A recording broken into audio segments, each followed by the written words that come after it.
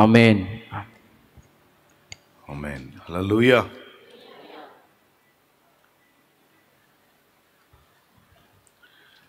ప్రభు గొప్ప నామానికి మహిమ కలుగును గాక.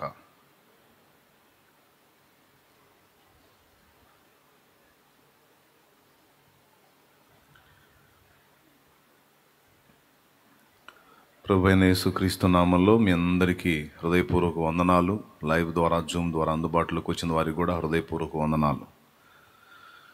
మరి దేవుని వాక్యాన్ని కొద్ది మాటలు మనం ఆలకిద్దాం.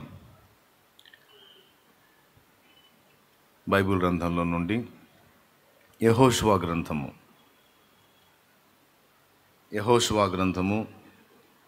6వ అధ్యాయము. యెహోషువ గ్రంథము 6వ అధ్యాయము.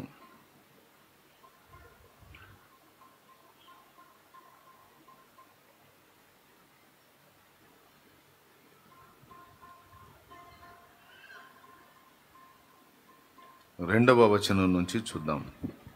అప్పుడు యెహోవా యెహోషువతో ఇట్లా నేను చూడుము, నేను యెరికోను దాని రాజును పరాక్రమము గల శూరులను నీ చేతికి అప్పగించుచున్నాను. మీరందరూ యుద్ధ సన్నద్ధులై పట్టణమును ఆవరించి ఒకమారు దాని చుట్టూ తిరగవలెను. అలాగూ 6 దినములు చేయుచు రావలెను. 7 యాజకులు పొటేలు కొమ్ము బూరలను పట్టుకొని ముందుగా నడవవలెను. 7వ దినమున మీరు 7 మారులు పట్టణము చుట్టూ తిరుగుచుండగా ఆ యాజకులు బూరలను ఊదవలెను. మానక ఆ కొమ్ములతో వారు ధ్వని చేయుచుండగా మీరు బూరల ధ్వని వినునప్పుడు జనులందరూ ఆర్భాటముగా కేకలు వేయవలెను. అప్పుడు ఆ పట్టణ ప్రాకారము కూలును గనుక జనులు తమ ఎదుటికి చక్కగా ఎక్కుదురు అనెను. చాలు, ప్రార్థన చేద్దాం. ప్రేమ కలిగిన మా మహాపరిశుద్ధ తండ్రి, ఘనుడవగు దేవానికి స్తోత్రము. నీ దయాపూర్వక సంకల్పాన్ని బట్టి మమ్మల్ని అందరినీ ఈ ఆదివారం మొదటి కూటంలో ఇలా సమకూర్చున్నారు. మీకు స్తోత్రాలు. అడుగు వాటికంటే ఊహించు వాటికంటే అత్యద్భుతముగా చేయగల గొప్ప దేవుడవు నీవు. స్తోత్రాలు మా కన్న తండ్రి.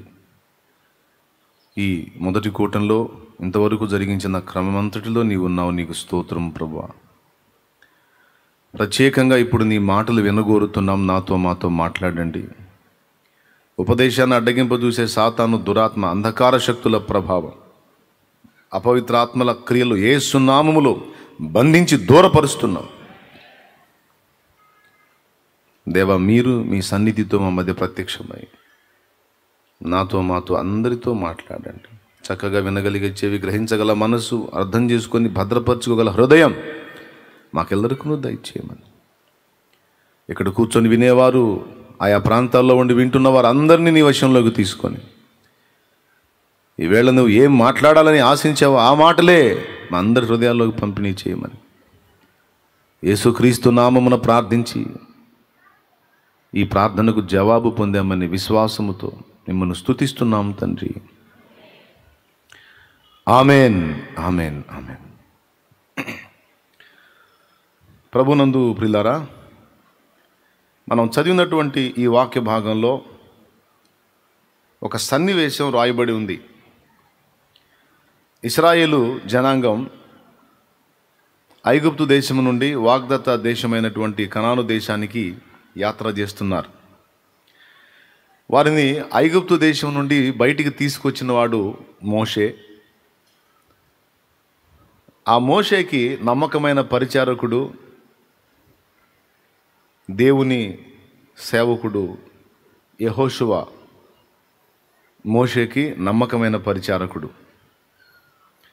కొంత ప్రదేశంలోకి కొంత ప్రాంతం ప్రయాణం చేసిన దాకా, దాదాపు సమీప ప్రాంతంలోకి వచ్చిన దాకా మోషేని వాడుకున్నాడు దేవుడు. ఆ తరువాత మోషేని బ్రేక్ చేసి ఇక యెహోషువని లైన్లోకి దించాడు. ఇప్పుడు యెహోషువ ఆ మందను మొత్తాన్ని వాగ్దత్త దేశంలోనికి చేర్చి, అంటే వాగ్దానం చేయబడినటువంటి ఆ దేశంలోనికి చేర్చి ఆ గోత్రాలన్నిటికీ 12 గోత్రాలకు స్వాస్థ్యము పంచి ఇవ్వాలి. ఇది యెహోషువ మీద దేవుడు ఉంచిన బాధ్యత. ఈ వెళ్ళే త్రోవలో ఎన్నో అవరోధాలు ఏర్పడ్డాయి. వాటన్నిటినీ కొంతమేర మోషే దాటించాడు. తర్వాత యెహోషువ లైన్లోకి వచ్చాడు. కొన్ని చోట్ల యుద్ధాలు తారసపడ్డాయి. యుద్ధాల్లో జయించి ముందుకు సాగుతూ ఉన్నారు. ఇక యెహోషువ ఓ ప్రాంతంలోకి వచ్చినప్పుడు అక్కడ ఒక శాపగ్రస్తమైన క్రియలతో నిండినటువంటి పట్టణం ఒకటి ఉంది. అది ఎరికో.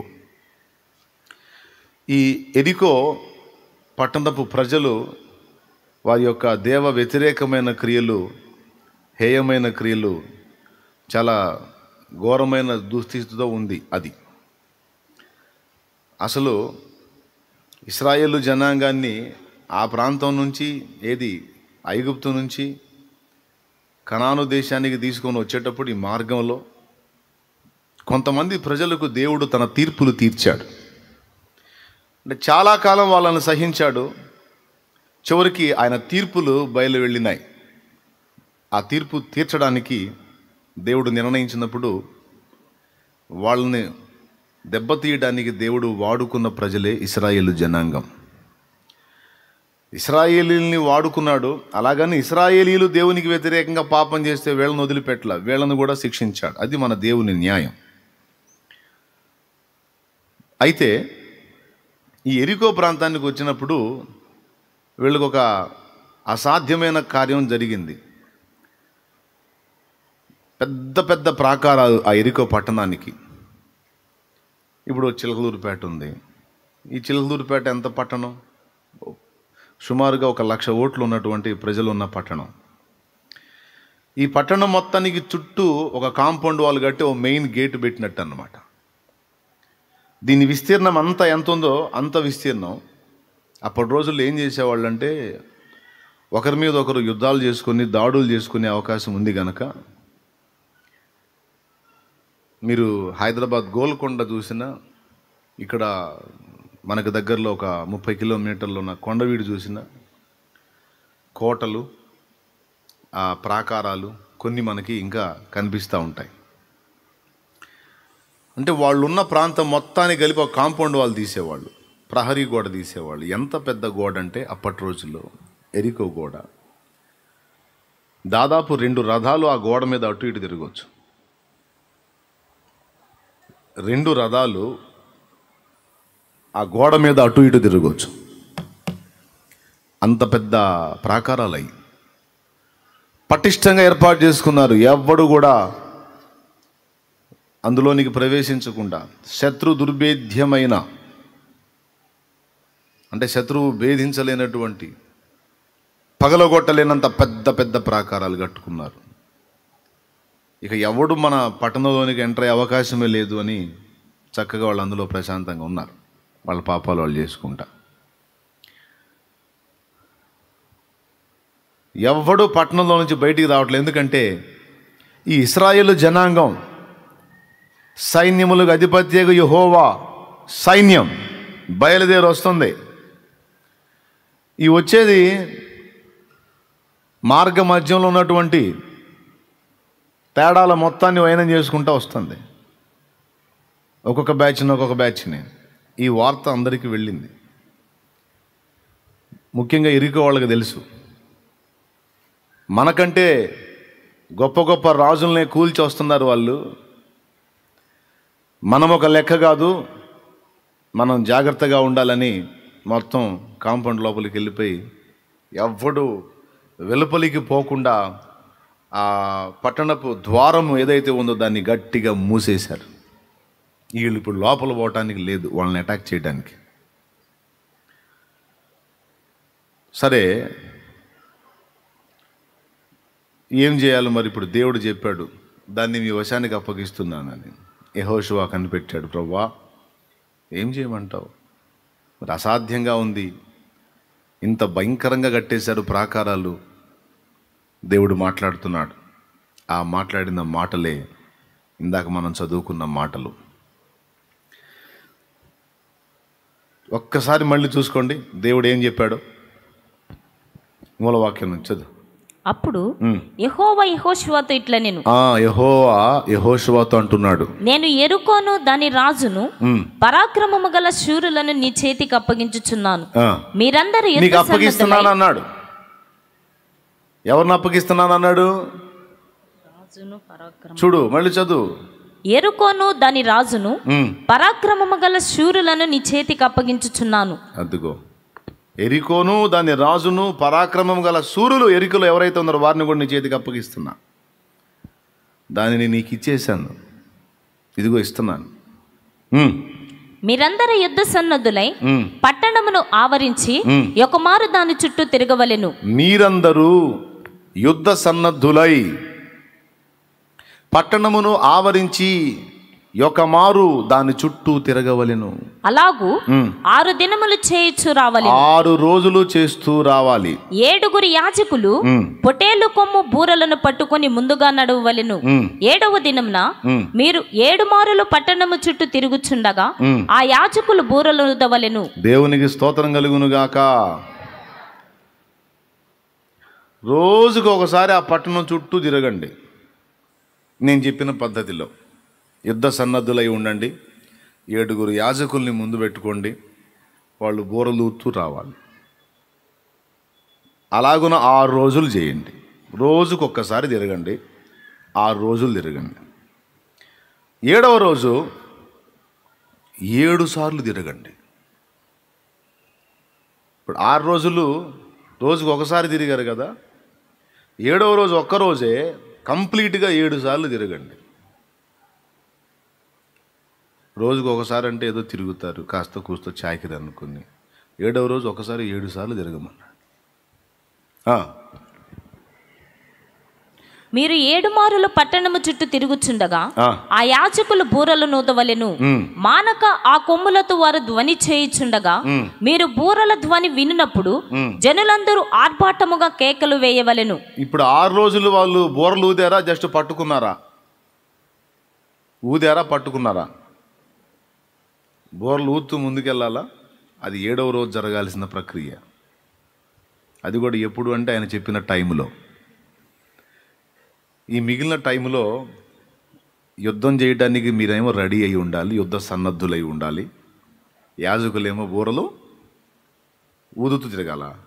చూడు ఒకసారి ఆ వచనం మళ్ళీ చదువు, 3వ వచనం. మానక ఆ కొమ్ములతో వారు ధ్వని చేయుచుండగా మీరు బూరల ధ్వని వినునప్పుడు 3వ వచనం చదువు. మీరందరూ యుద్ధ సన్నద్ధులై పట్టణమును ఆవరించి ఒకమారు దాని చుట్టూ తిరగవలెను. అలాగూ 6 దినములు చేయుచు రావలెను. 7 యాజకులు పొట్టేలు కొమ్ము బూరలను పట్టుకొని ముందుగా నడవవలెను. 7వ దినమున మీరు 7 మారులు పట్టణము చుట్టూ తిరుగుచుండగా ఆ యాజకులు బూరలను నూదవలెను. మానక ఆ కొమ్ములతో వారు ధ్వని చేయుచుండగా మీరు బూరల ధ్వని వినునప్పుడు జనులందరూ ఆర్భాటముతో కేకలు వేయవలెను. అప్పుడు ఆ పట్టణపు ప్రాకారము కూలును గనుక జనులు తమ ఎదుటికి చక్కగా ఎక్కుదురు అనెను. దేవునికి స్తోత్రం కలుగును గాక. ఈ చిన్న సందర్భంలో కొన్ని పాఠాలు మనకున్నాయి. దేవుని గురించి మనం తెలుసుకోదగ్గ పాఠాలు, మనం అన్వయించుకోదగ్గ పాఠాలు కొన్ని ఉన్నాయి. మస్తు సార్లు వినుంటారు మీరు, పాటల్లో కూడా ఉన్నాయి. స్తుతించిన సాతాన్ పారిపోతాడని ఆయన బెర్క్మెన్స్ గారు పాడాడు. స్తుతించి పాడి కోటను కూల్చేద్దాం, స్తుతుల శక్తితో ఎరికో పట్టేద్దాం, స్తుతించిన సాతాన్ పారిపోతాడు. ఆయన పాడినప్పుడు ఈ పాటనే, ఈ సందర్భాన్నే ఉటంకించాడు అనమాట. పాటల్లో ఉన్నాయి.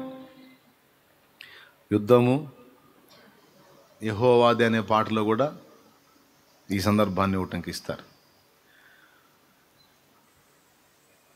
ఎరికో గోడలు ఎదురైన ఎర్ర సముద్రం అడ్డు వచ్చినా అడ్డగించిన, చాలా పాటల్లో మెన్షన్ చేశారు ఈ సన్నివేశాన్ని. కాబట్టి నాకు తెలిసి విశ్వాసుల్లో చాలామందికి ఈ సందర్భం తెలుసు. ఇశ్రాయేలీలు ఎరుకోని ఎలా చుట్టుముట్టారో, ఏ విధంగా దేవుడు ఆ ప్రాకారాలు కూల్చి వాళ్ళని ఇశ్రాయేలీలకు అప్పచెప్పాడో, ఇదంతా మస్తు సార్లు విన్నాం, తెలుసు. కానీ ఇందులో ఉన్న పాఠం ఏంటో చూద్దాం. ఇక్కడ 7 రోజులు వాళ్ళకి దేవుడు పని చెప్పాడు. మొదటి సంగతి చెప్తున్నాను. ఇశ్రాయేలీయులకు దేవుడు ఇచ్చినటువంటి ఆజ్ఞలలో ఒక ఆజ్ఞ, నిర్గమాకాండం 20వ అధ్యాయం మీరు కానీ చూడగలిగితే, నిర్గమాకాండం 20వ అధ్యాయం మీరు చూడగలిగితే అక్కడున్న 10 ఆజ్ఞలలో ఒక ఆజ్ఞ మీరు గమనించవచ్చు. చూడండి, 8వ వచనం నుంచి చదువు. విశ్రాంతి దినమును పరిశుద్ధముగా ఆచరించుటకు జ్ఞాపకం ఉంచుకొనుము. 6 దినములు నీవు కష్టపడి నీ పని అంతయు చేయవలెను. 7వ దినము నీ దేవుడైన యెహోవాకు విశ్రాంతి దినము. దానిలో నీవైనను, నీ కుమారుడైనను, నీ కుమార్తె అయినను, నీ దాసుడైనను, నీ దాసి అయినను, నీ పశువైనను, నీ ఇండ్లలోనున్న పరదేశి అయినను ఏ పనియు చేయకూడదు. 6 దినములలో యెహోవా ఆకాశమును, భూమియు, సముద్రమును, వాటిలోని సమస్తమును సృజించి 7వ దినమున విశ్రమించెను. అందుచేత యెహోవా విశ్రాంతి దినమును ఆశీర్వదించి దాన్ని పరిశుద్ధపరిచెను. నీ దేవుడైన యెహోవా. చూసావా ఏం చెప్పాడు దేవుడు ఆజ్ఞ? విశ్రాంతి దినమున నువ్వు ఏ పని చేయకూడదన్నాడు. వారానికి ఎన్ని రోజులండి? 7 రోజులు. ఇక్కడ ఎరికో చుట్టూ వీళ్ళని తిరగమన్న రోజులు ఎన్ని? 7 రోజులు. ఆయనే ఆజ్ఞల్లో ఒక ఆజ్ఞగా ఏమి ఇచ్చాడు? విశ్రాంతి దినం రోజు నువ్వు ఏ పని చేయకూడదు. ఇంకా మరికొన్ని వచనాలలో ఉంటుంది, నీ ఉన్న చోటు నుంచి ఎక్కడికి ప్రయాణం చేయకూడదు అంటాడు. విశ్రాంతి దినము రోజు నీవు బరువులు మోయకూడదు అంటాడు. విశ్రాంతి దినము రోజు మీ ఇండ్లలో అగ్ని రాజబెట్టకూడదు అంటాడు. అంటే పొయ్యి వెలిగించకూడదు. అంతకుముందు మన్నా ఇశ్రాయేలు జనాంగానికి దేవదూతల ఆహారమైన మన్నాను కురిపించాడు. కొత్తిమీర గింజల వలె ఉంటుంది. ఆ మన్నాని ప్రొద్దున్నే లేచి పాళెం చుట్టూ తిరిగి సమకూర్చుకోవాలి. తెల్లవారేటప్పటికి మంచు పడ్డట్టు పడుద్ది. వాళ్ళకు కావలసిన ఆహారం ఆకాశం నుండి కురిపించాడు. కొత్తిమీర గింజలు అంటే ధనియాలు. ఆ ధనియాల గింజ అంత సైజులో ఉంటుందన్నమాట, గింజలు గింజలుగా. అది ఆకాశవాసుల ధాన్యం, దేవదూతల ధాన్యం, దేవదూతల ఆహారం అది. ఆ మన్నాని తన ప్రజల కొరకు కురిపించాడు ప్రభు. 6 రోజులు ఏ రోజుకు ఆ రోజుకు సరిపడా మన్నాను సమకూర్చుకోవాలి. అర్థమైందా? ఆ వచనాన్ని తీసి పెట్టుకోండి. ఏ రోజుకు ఆ రోజు సరిపడా మన్నాను సమకూర్చుకోవాలి. 6వ రోజు 2 అంతలు సమకూర్చాలి. ఎందుకంటే 7వ రోజు విశ్రాంతి దినం కనుక 6వ రోజు 2 అంతలు సమకూర్చుకోవాలి మన్నాని. ఎందుకంటే విశ్రాంతి దినం రోజు ఏ పని చేయకూడదు. అట్లయితే మొదటి రోజే 6 రోజులు సరిపడా సమకూర్చుకుంటే ఇంకా బాగుంటుందిగా అంటే స్టాక్ ఉండదు అంటాడు దేవుడు. ఇప్పుడు ఈ రోజుకు సరిపడా నీవు సమకూర్చుకోవాలి. ఏ రోజుకు ఆ రోజే. 2 రోజులకి సరిపడా నేను ఇప్పుడే సమకూర్చుకుంటాను అంటే మరుసటి దినమునకు అది పాడైపోయి కంపు కొట్టెను అని ఉంది. దేవునికి స్తోత్రం. కొంతమంది కక్కుర్తోళ్ళు ఆ పని చేశారు. డైలీ తిరిగేది ఏంది, ఒకరోజే అంతా మనం సమకూర్చుకుందాం. ఇప్పుడు మనం కానీ తపన పడ్డట్టు జీవిత కాలానికి సరిపడా ఒకేసారి కొప్పేసుకుందాం అని తపన పడుతున్నారుగా కొంతమంది. జీవిత కాలానికి సరిపడా ముందే సమకూర్చేసుకుందాం, అంతా కొప్పేసుకొని తర్వాత కూర్చొని తిందామని. ఈ కొప్పేసుకునే ప్రక్రియలో, ఆ కుప్పను పెంచుకునే ప్రక్రియలో పాపం వీళ్ళు బతుకంతా కుప్పను వేసుకునే పనిలోనే ఉంటారు, కానీ తినేదానికి అవకాశం ఉండదు. చివరికి ఆ కుప్ప వేసుకొని దాన్ని చూసుకుంటూ పోతారు. తెలివైనోడు ఏం చేస్తాడంటే దేవుడిచ్చిన దాంతో ఎప్పటికప్పుడు తృప్తి చెందుతాడు, కృతజ్ఞతలు చెల్లిస్తాడు. ఎప్పటికప్పుడు ఏ రోజుకు ఆ రోజు దేవుని మీద ఆధారపడతాడు. రేపటిని గూర్చి కలత చెందాడు. ఎందుకంటే ఈ రోజుకి నిన్నటికి పోషించిన దేవుడు రేపటికి కూడా ఆయన ఉన్నాడు. ఎవరున్నా లేకపోయినా ఆయన ఉంటాడు. ఇప్పుడు పెద్ద ఆయన లేకపోతే కదా మనం రేపటి గురించి గందరగోళం కావాలి. ఇప్పుడు మన అమ్మ నాన్న ఉంటారు, వాళ్ళు మనకు సలహాలు చెబుతుంటారు. ఏమని, నేను ఎంతకాలం ఉంటాను రా, నీ కాళ్ళ మీద నువ్వు నిలబడాలి కదా. పాపం వాడి కాళ్ళ మీద నిలబడి ఉంటాడు, కానీ మా నానేమంటాడు, నువ్వు నీ కాళ్ళ మీద నువ్వు నిలబడాలి కదా అంటాడు. అంటే అర్థం ఏంటంటే, నా మీద ఆధారపడి బ్రతకటం కాదురా, నీ అంతటా నువ్వు బ్రతకటం నేర్చుకోవాలి. ఎందుకంటే నాన్న ఉండడు కాబట్టి, అమ్మ కూడా అట్టే కాలం ఉండదు కాబట్టి వాళ్ళు చెప్తారు. కానీ మనకు మన ఆత్మలకు తండ్రి అయినటువంటి దేవుని విషయంలో ఆ ప్రాబ్లం మనకు లేదు. ఆయన నిన్నున్నాడు, ఈరోజు ఉంటాడు, నిశ్చయంగా రేపు కూడా ఉంటాడు అంతే. హల్లెలూయా. పెద్దోళ్ళు చెప్పిన మాట వాళ్ళు ఉండరు కాబట్టి సరిపోయిద్ది, కానీ దేవుడు ఆ మాట చెప్పడు. ఏంటి, ముందే నువ్వు అన్నీ సమకూర్చుకో, మళ్ళీ రేపు నేను ఉంటానో ఉండనో తెలియదు కదా బేటా, అన్నీ ముందే రెడీ చేసుకో అనడు.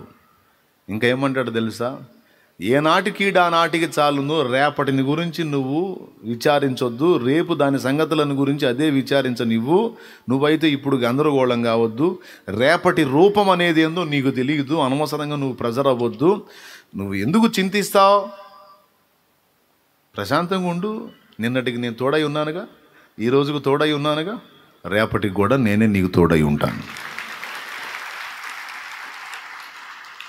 అందుకే నేను ఇది 2వ చరణంలో పెట్టి ఒక పాట పాడుకున్నా, నా హృదయానికి నేను చెప్పుకున్నా. రేపటి తలపుతో నేడే కలతతో కృంగుట ఎందుకు కలవరముందకు,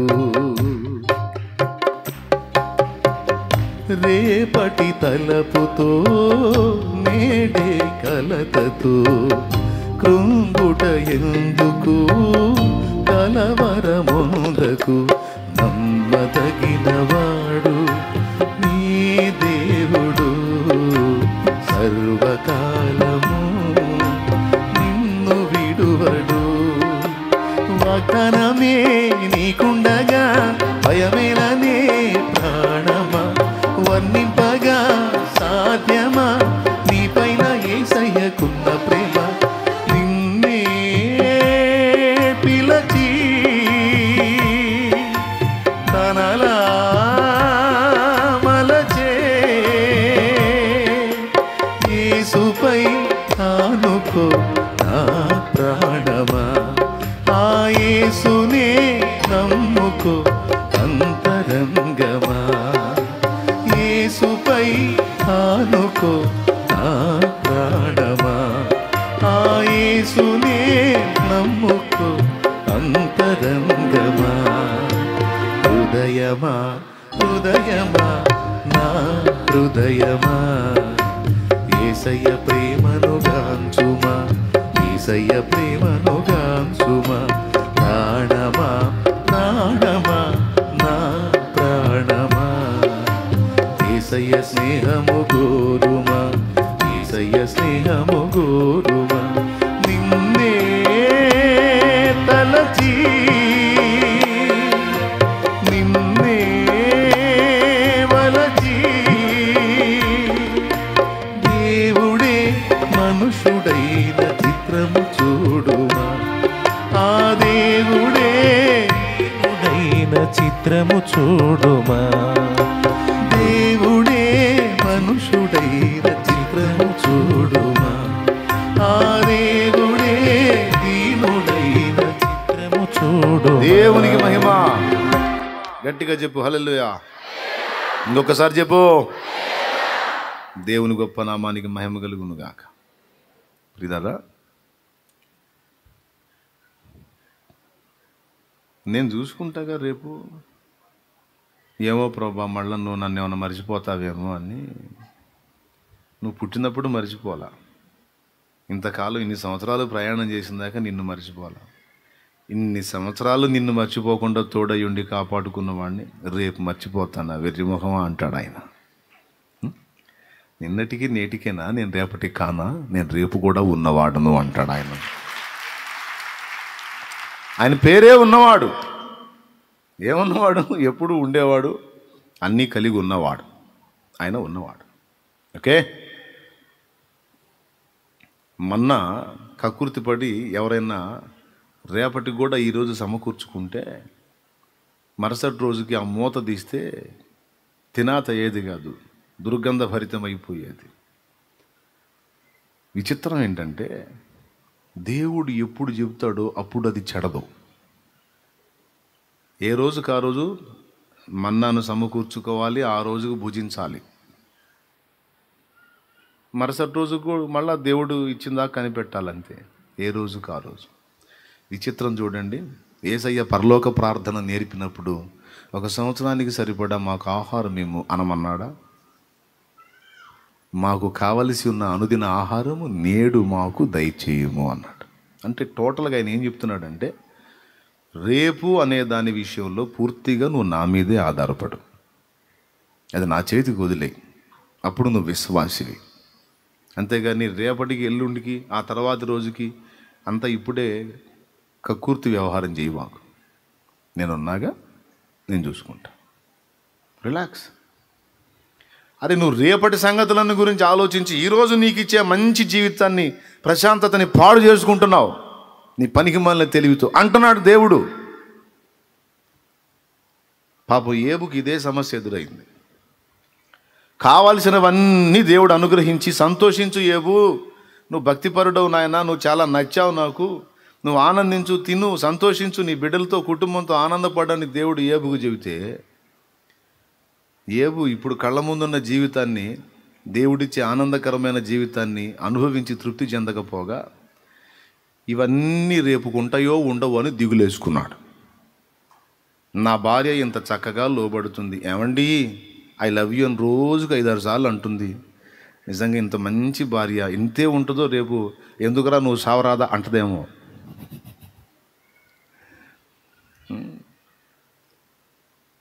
పిల్లలు పచ్చగా కళకళలాడుతూ చక్కగా ఎదుగుతున్నారు నా బిడ్డలు, డైలీ ఫంక్షన్ చేసుకుంటున్నారు, ఇక వాళ్ళకి అదే పని. రోజుకు ఒక ఇంట్లో వాళ్ళు గ్యాదర్ అవ్వటం, మంచిగా తినటం, సంతోషించటం. వీళ్ళ ఆనందం ఏమైపోతుందో, ఈరోజు ఇలా ఉన్నారు రేపు ఏమైపోతారో, నా భార్య ఇలా ఉంది రేపు ఏమవుతుందో, నా దాసదాసి జనాంగం నా నీడ నా అడుగు సప్పుడు వినపడితే అమ్మో అయ్యగారు వస్తున్నాడు, అమ్మో బాబో అని గడగడలాడిపోతూ ఉన్నారు. నేను నీళ్ళ దగ్గర కాళ్ళు గడుకోవడానికి వస్తే 2-3 పరిగెత్తి నీళ్ళు ఇస్తారు, నాకు వస్త్రం ఇస్తారు.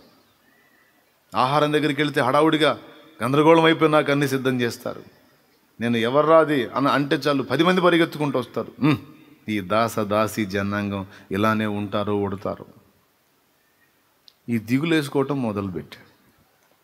అది 3:25లో ఉంటుంది, ఏబు గ్రంథము 3:25. ఏది వచ్చుందని నేను బహుగా భయపడి తినో అది ఏ నాకు సంభవించుచున్నది. నాకు భీతి పుట్టించినదే నా మీదికి పుట్టించినదే, నాకు భీతి అంటే భయము పుట్టించినదే నా మీదికి వచ్చుచున్నది. ఎందుకు అట్లా ఆలోచించావు? ఏది వచ్చుందని ఎందుకు భయపడ్డావు? ఏదో వచ్చుందని ఎందుకు భయపడ్డావు?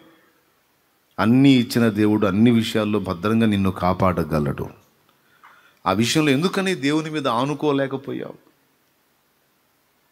నీ కళ్ళ ముందు దేవుడిచ్చినటువంటి ప్రశాంతమైన జీవితాన్ని ఈ రోజుకు అనుభవించు బిడ్డ, నీకు కావాల్సినవన్నీ నేను ఇచ్చాను, రేపటి సంగతి నేను చూసుకుంటానని దేవుడు చెప్పినప్పుడు రేపటిని దేవునికి అప్పచెప్పాలి. కానీ దేవుడికి అప్పచెప్పాల్సిన రేపు దాని రూపం ఎలా ఉంటుందో తెలియని నీ రేపటి సంగతిని గురించి ఈరోజు నువ్వు ఆ బరువు ఎందుకు నెత్తినేసుకుని గందరగోళం అయిపోయి కుమిలిపోతున్నావని అడుగుతున్నాడు దేవుడు.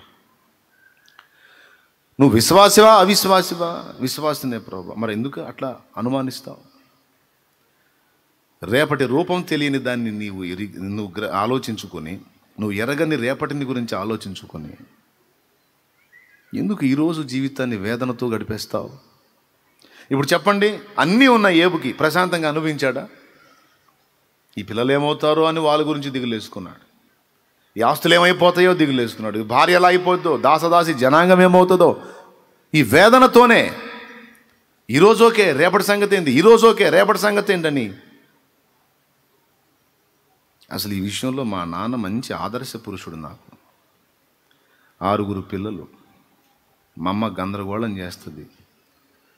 మా ఇంట్లో అన్ని సమృద్ధిగా ఉన్నాయి అనుకో, హాయిగా విశ్రాంతికి వెళ్తాడు మా నాన్న.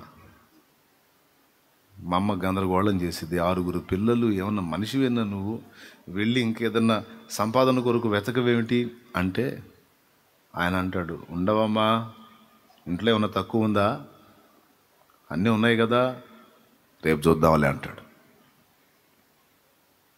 ఇక మా అమ్మ ఒక రేంజ్లో లేచిద్ది. ఛీ అని ఇక లేచిక వెళ్తాడు. ఆయన ప్రశాంతతకు భగ్నం అన్నమాట. యేసయ్య తెలియపోయినా అప్పుడే రేపటి విషయంలో దేవుడి మీద ఆధారపడ్డాడు మయ్య. నాకు ఇప్పుడు అనిపిస్తుంది, ఎంత కరెక్ట్ ఆయన చేసింది. ఆయన కూడా ఒక తెలివైన పని చేస్తాడు. ఏం చేస్తాడు తెలుసా, ఇంట్లో ప్రశాంతంగా ఉండలేదనుకో, బయటికి పోయి ప్రశాంతంగా గడిపోతాడు. మొత్తానికి ఈ రోజుని ఎలాగా రిలాక్స్గా ఖర్చు చేయాలో ఆయనకి బాగా తెలుసు. చిన్నదో పెద్దదో ఏదో ఒకటి చేస్తాడు, ప్రశాంతంగా ఉంటాడు. రేపటి సంగతి ఎట్లా చేయాలి, ఏం చేయాలి అని కలత చెందటం, కృంగిపోవటం నేను చూడలా. మా అమ్మ మాత్రం గందరగోళం అయిపోయి మయ్యను గందరగోళం చేసి, మమ్మల్ని గందరగోళం చేసి, అంత చంద్రవందర చేసి, ఆమె బీపీ పెంచుకొని మాకు బీపీలు పెంచి.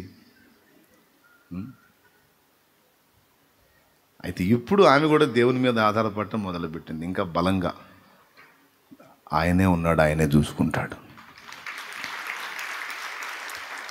ఎందుకు దేవుడు ఈ మాటలు స్పష్టంగా చెప్తున్నాడు అంటే, రేపు పరిస్థితి ఏంటి ఏంటి ఏంటి ఏంటి అని గందరగోళం అయిపోయి, ఈరోజు దేవుడు నీకు ఇచ్చినటువంటి చక్కని రోజు, మంచి రోజు, నువ్వు స్తుతించాల్సిన రోజు, ఆరాధించాల్సిన రోజు, దేవుడు నీకు ఇచ్చింది తిని సంతోషించి దేవుని మయంపరచాల్సినటువంటి, ఆనందించాల్సిన రోజు నీకు విషాదంగా ఖర్చు అయిపోతుంది రేపటి భయాన్ని బట్టి. ఎంతమందికి అర్థమైంది? అందుకే దాని విషయంలో నువ్వు ఇబ్బంది పడద్దు. నా గురించి కాదండి, పిల్లల గురించి అండి, పిల్లల గురించి అండి.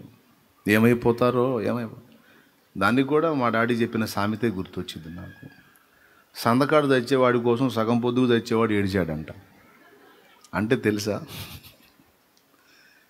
సందకాడు తెచ్చేవాడి కోసం సగం పొద్దుకు తెచ్చేవాడు అంటే మధ్యాహ్నం తెచ్చేవాడు నైట్ తెచ్చేవాడి కోసం ఏడిచాడంట. ఎవడి కోసం ఎవడు ఏడవాలి? మధ్యాహ్నం తెచ్చేవాడి కోసం సందకాడు తెచ్చేవాడు ఏడవాలి. కానీ కొంతమంది తెలివి ఎట్టేడిసిద్దంటే, ఈడేమో మధ్యాహ్నం తెస్తాడు, వాడు ఏడిచేవాడి గురించి, ఎవడి గురించి ఏడుతున్నాడు వాడేమో నైట్ తెస్తాడు. కానీ ఈ మధ్యాహ్నం తెచ్చేవాడు అంటే నైట్ తెచ్చేవాడి కోసం ఏడుస్తాడంట. దాన్ని మా పెద్దాళ్ళ మొరట భాషలో సందకాడు తెచ్చేవాడి కోసం సగం పొద్దుకు తెచ్చేవాడు ఏడిచాడంట అన్నట్టు కొంతమంది ఏడుపులు అట్ట తగలబడతాయి. ఇప్పుడు మీలో లేరు అట్టంటి వాళ్ళు?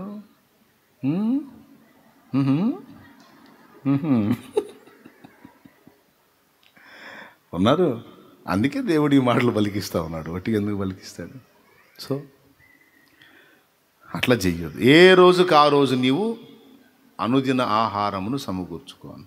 మరి విశ్రాంతి దినానికి ముందు రోజు ఏం చేయాలంటే అప్పుడు చెప్పాడు, 6వ రోజు నీవు 2 సమకూర్చు. ఆశ్చర్యం ఏంటంటే మిగిలిన 5 రోజులు వాళ్ళు 2 సమకూరిస్తే మరుసటి రోజుకి అది కంపు కొట్టింది, దుర్గంధ భరితమైపోయింది. 6వ రోజు దేవుడు చెప్పిన ప్రకారం వాళ్ళు 2 సమకూర్చినప్పుడు అది ఖరాబ్ కాలేదు. 7వ రోజు మరి వారు ఏ పని చెయ్యకూడదు. విశ్రాంతి దినం పరిశుద్ధంగా ఆచరించాలి. ఏ బరువు మొయ్యకూడదు, ఉన్న ప్రాంతం నుంచి ఎటు ప్రయాణం చేయకూడదు. అంతేకాదు ఇంట్లో అగ్ని రాజబెట్టకూడదు. కానీ ఒకడు విశ్రాంతి దినం రోజు కట్టెలు ఏరాడని రాళ్లతో కొట్టి చంపించాడు. పనిష్మెంట్. నేను చేయొద్దు, రిలాక్స్గా ఉండమన్న టైంలో నువ్వు ఎందుకు ఈ పని చేసావని విశ్రాంతి దినమున ఒకడు కట్టెలు ఏరుట చూచి మరణదండన విధించాడు. అంటే అంత తీవ్రమైన ఆజ్ఞ అది. దేవునికి స్తోత్రం. అంటే ఎంత కోపం అంటే అంత కోపం. నువ్వు రేపటి గురించి కక్కుర్తిపడి గందరగోళం అయిపోతే అప్పుడేమో అంత శిక్ష వేశాడు, ఇప్పుడేమో బాధపడతాడు. నమ్మలేవా నువ్వని. సరే, ఇక్కడ ఆజ్ఞ ఇచ్చింది దేవుడే కదా. ఏమని? 6 రోజులు నీ పని అంతా చేసుకో, 7వ రోజు నీ దేవుడైన యెహోవాకు విశ్రాంతి దినం. ఆ రోజు నువ్వు ఏ పని చేయకూడదు. చూడు, ఆజ్ఞలు అక్కడే ఉంది. ఆ రోజు నువ్వు ఏ పని, నువ్వే కాదు. చూడు, నిర్గమాకాండం 20వ అధ్యాయం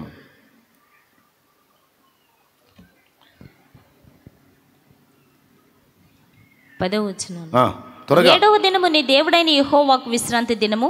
దానిలో నీవైనను నీ కుమారుడైనను, అదిగో నీ కుమారుడైనా నీ కుమార్తె అయినను, నీ కుమార్తె అయినా, నీ దాసుడైనను, దాసుడు దాసురాలు కూడా, దాసి అయినను, నీ పశువు అయినను, నీ ఇండ్లలోనున్న పరదేశి అయినను ఏ పనియు చేయకూడదు. అది ఎవ్వరూ చేయకూడదు. ఆఖరికి పశువులతో సహా వదిలేసేయాలి, వాటికి కూడా రెస్ట్ ఇవ్వాలి. 7వ రోజు ఎవ్వరు ఏ పని, నీ ఇంటికి వచ్చిన చుట్టపోటుతో సహా ఏం చేయకూడదు. అట్లా ఇష్టమైతే వాడు నీ ఇంటికి రాని.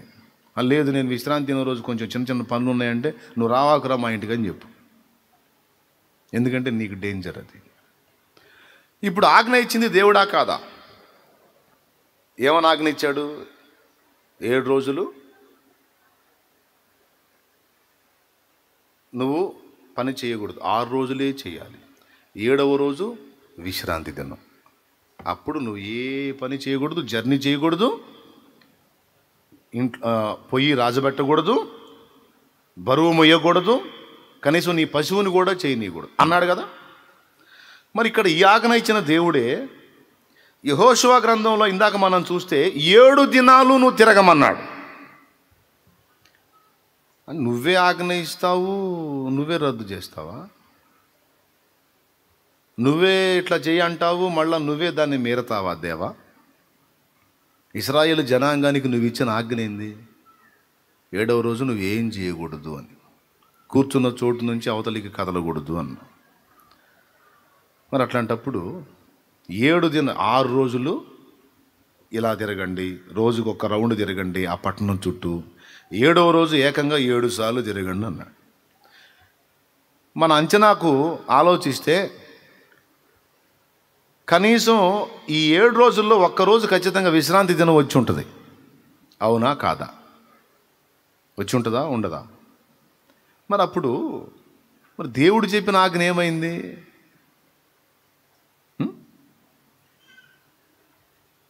దేవుణ్ణి అర్థం చేసుకునేటప్పుడు చాలా జాగ్రత్తగా వ్యవహరించాలి మనం, లేకపోతే తేడా పడతాం.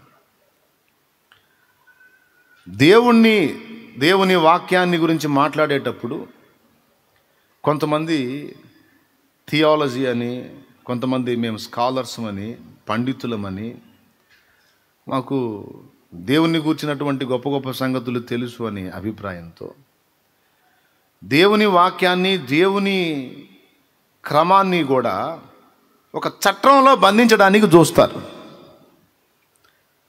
దేవుణ్ణి సైతము, ఏది మనకు ఆజ్ఞలు ఇచ్చేటువంటి దేవుణ్ణి సైతము మనుషులు ఆజ్ఞల చట్రం అందులో ఇరికించడానికి ప్రయత్నం చేస్తూ ఉంటారు. ఆ పాయింట్ మీకు అర్థం కావడానికి ఎత్తుకున్నా. ఇది దేవా నువ్వు ఇలా అన్నావు కదా, మరి అన్నదానికి నువ్వు అలానే ఉండాలి కదా, నువ్వు మళ్ళీ ఇలా ఎందుకు చేశావు?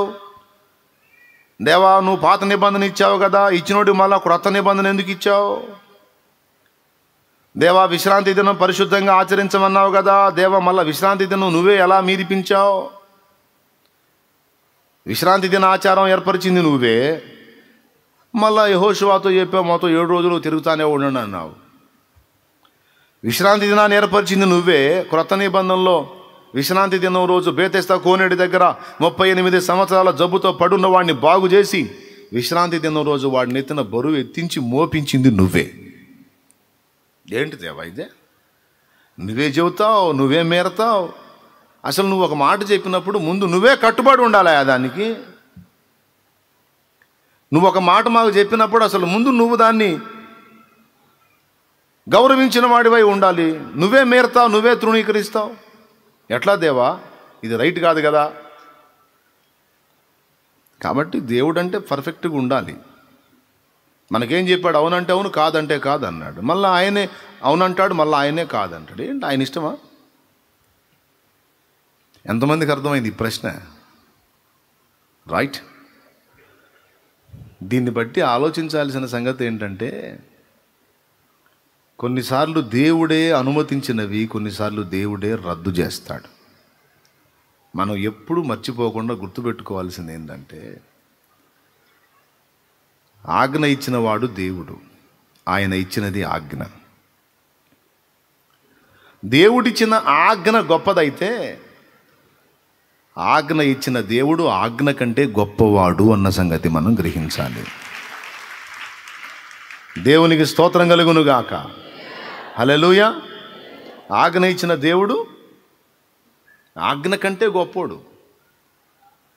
ఒక పనిని నీకు నాకు పురమాయించిన దేవుడు ఆ పని కంటే గొప్పోడు. ఆ పని చేయమన్న ఆజ్ఞ కంటే గొప్పోడు. కొన్నిసార్లు చట్టం చేస్తాడు ఆయనే, కొన్నిసార్లు ఆయన ఇష్ట ప్రకారం రద్దు చేస్తాడు. నువ్వెవరు అడగటానికి? ఆయన అంటాడు అంతే. కొన్నిసార్లు ఇదిగో ఇది పర్ఫెక్ట్గా నువ్వు ఫాలో అవు అంటాడు. మళ్ళీ ఒకసారి అంటాడు అవసరం లేదు వదిలేసేది అన్నట్టు. ఏదేంటి దేవా నువ్వే ఫాలో అవ్వమన్నా మళ్ళీ నువ్వు వదిలేయమంటావు అంటే నా ఇష్టం, నేను చెప్పింది చేయి నువ్వు అంతే అంట. మనకు ఆవేశం వచ్చింది. అరే నువ్వే చెప్తావు నువ్వే వద్దంటావు ఎట్లా దేవా అంటే, ఆయనకు మనసు ఉంటే చెబుతాడు, లేకపోతే మౌనంగా ఉంటాడు. మౌనంగా ఉంటే అర్థం ఏంటంటే, నేను యజమానిని, అన్నీ నీకు చెప్పాల్సిన పని లేదు, నేను చెప్పింది చేయి, నోరు మూసుకొని అంతే. నువ్వు అప్పుడు విశ్రాంతి దినం పరిశుద్ధంగా ఆచరించు, సైలెంట్గా ఉండన్నాను, ఉండు అంతే, నోరు మూసుకొని. ఇప్పుడు తిరుగు 7 సార్లు అన్నాను, తిరుగు నోరు మూసుకొని అంతే. అప్పుడు అలా చెప్పా, ఇప్పుడు ఇలా చెప్పా అని నాకు ఆర్గ్యుమెంట్ చేయవాకు, నన్ను ప్రశ్నించవాకు. నువ్వు చేస్తుంది ఏంది అని నా దగ్గరకు వచ్చి నా మాటల్ని నా ఆజ్ఞల్ని తీసుకొచ్చి ఆ ఆజ్ఞల చట్టంలో నన్ను ఇరికించడానికి ట్రై చేయవాకు. వాటన్నిటికీ అతీతంగా ఉన్నవాడిని నేను. టోటల్గా ఇందులో అర్థం అవ్వాల్సింది ఏంటంటే, దేవుడు ఏది చేస్తే అదే కరెక్టు అనే స్థిర నిశ్చయత, స్థిర తీర్మానం తన హృదయంలో స్థిరంగా కలిగి ఉన్నవాడే దైవభక్తి సాధకుడు ఒరిజినల్గా. అర్థమైందా? అంతే. ఇక దేవుడు తనకిష్టం వచ్చినట్లు చేస్తాడు. కానీ ఒకటైతే నమ్ముతా, ఆయన అన్యాయస్తుడు కాడు, అవివేకి అంతకన్నా కాదు. కాబట్టి ఆయన ప్రేమను, జ్ఞానమును, ఆయన న్యాయమును నేను ఎరిగి ఉన్నాను గనుక కొన్ని నాకు అర్థం కావు. కొన్ని చేయమంటాడు మళ్ళా వద్దంటాడు, కొన్ని వద్దంటాడు మళ్ళా చేయమంటాడు. వద్దన్నది చేయమన్నా, చేయమన్నది వద్దన్నా, అలా ఎందుకు చెప్పాడో, ఆ విధంగా ఎందుకు చేస్తున్నాడో నా మట్టి బుర్రకు కొంతమేర అర్థం అయినా కాకపోయినా ఒకటైతే నిజం, ఆయనైతే న్యాయవంతుడు, తన చర్యలన్నిట న్యాయమును కలిగి ఉంటాడు గనుక, అంతకంటే మించి ఆయన సర్వాధికారి గనుక నాకు అర్థం కాకపోయినా నేను కంప్లీట్గా దేవుని మీద ఆధారపడతాను. ఆయన చెప్పినట్లు చేయటమే నా బాధ్యత. ఇక అది రైటా రాంగా ఎందుకు ఏమిటి అంటే, మళ్ళీ నేను దేవుణ్ణి అనుమానించినట్లు అయింది, అవిధేయత చూపినట్లు అయింది. కాబట్టి ఆయన నడిపిస్తాడు, నేను నడుస్తా. ఈరోజు నువ్వు మౌనంగా కూర్చోరా అంటాడు, నేను కూర్చుంటా. ఈరోజు నువ్వు పరిగెత్తరా అంటాడు, పరిగెత్తుతా. అదేంది పోయిన వారం కూర్చోమన్నావు, ఈ వారం పరిగెత్తమంటున్నావు ఏంటంటే, నాకు అనవసరం, అనకూడదు. నేను ప్రభువు చెప్పిన ఆజ్ఞను శిరసావహించటమే నా బాధ్యత. ఇక అంతే. ఎందుకంటే నేను ఆయనను ప్రేమిస్తున్నాను, ఆయన నన్ను ప్రేమిస్తున్నాడని నమ్ముతున్నాను. ఆయన నాకు అన్యాయం చేయడు. ఆయన ఏది చెప్పినా కంప్లీట్గా అది ఏదో ఒక విధంగా నా మంచికే వస్తుంది, నా మేలుకే వస్తుంది, నా క్షేమానికే వస్తుంది. కాబట్టి దేవుడు చెప్పిందే చట్టం. అప్పుడు చెయ్యి అన్నాడు, అదే చట్టం. తర్వాత ఈరోజు అవసరం లేదు అన్నాడు, ఇదే చట్టం. విధేయత చూపటమే, లోబడటమే మన బాధ్యత. వద్దులే ఎదురు చిన్నగా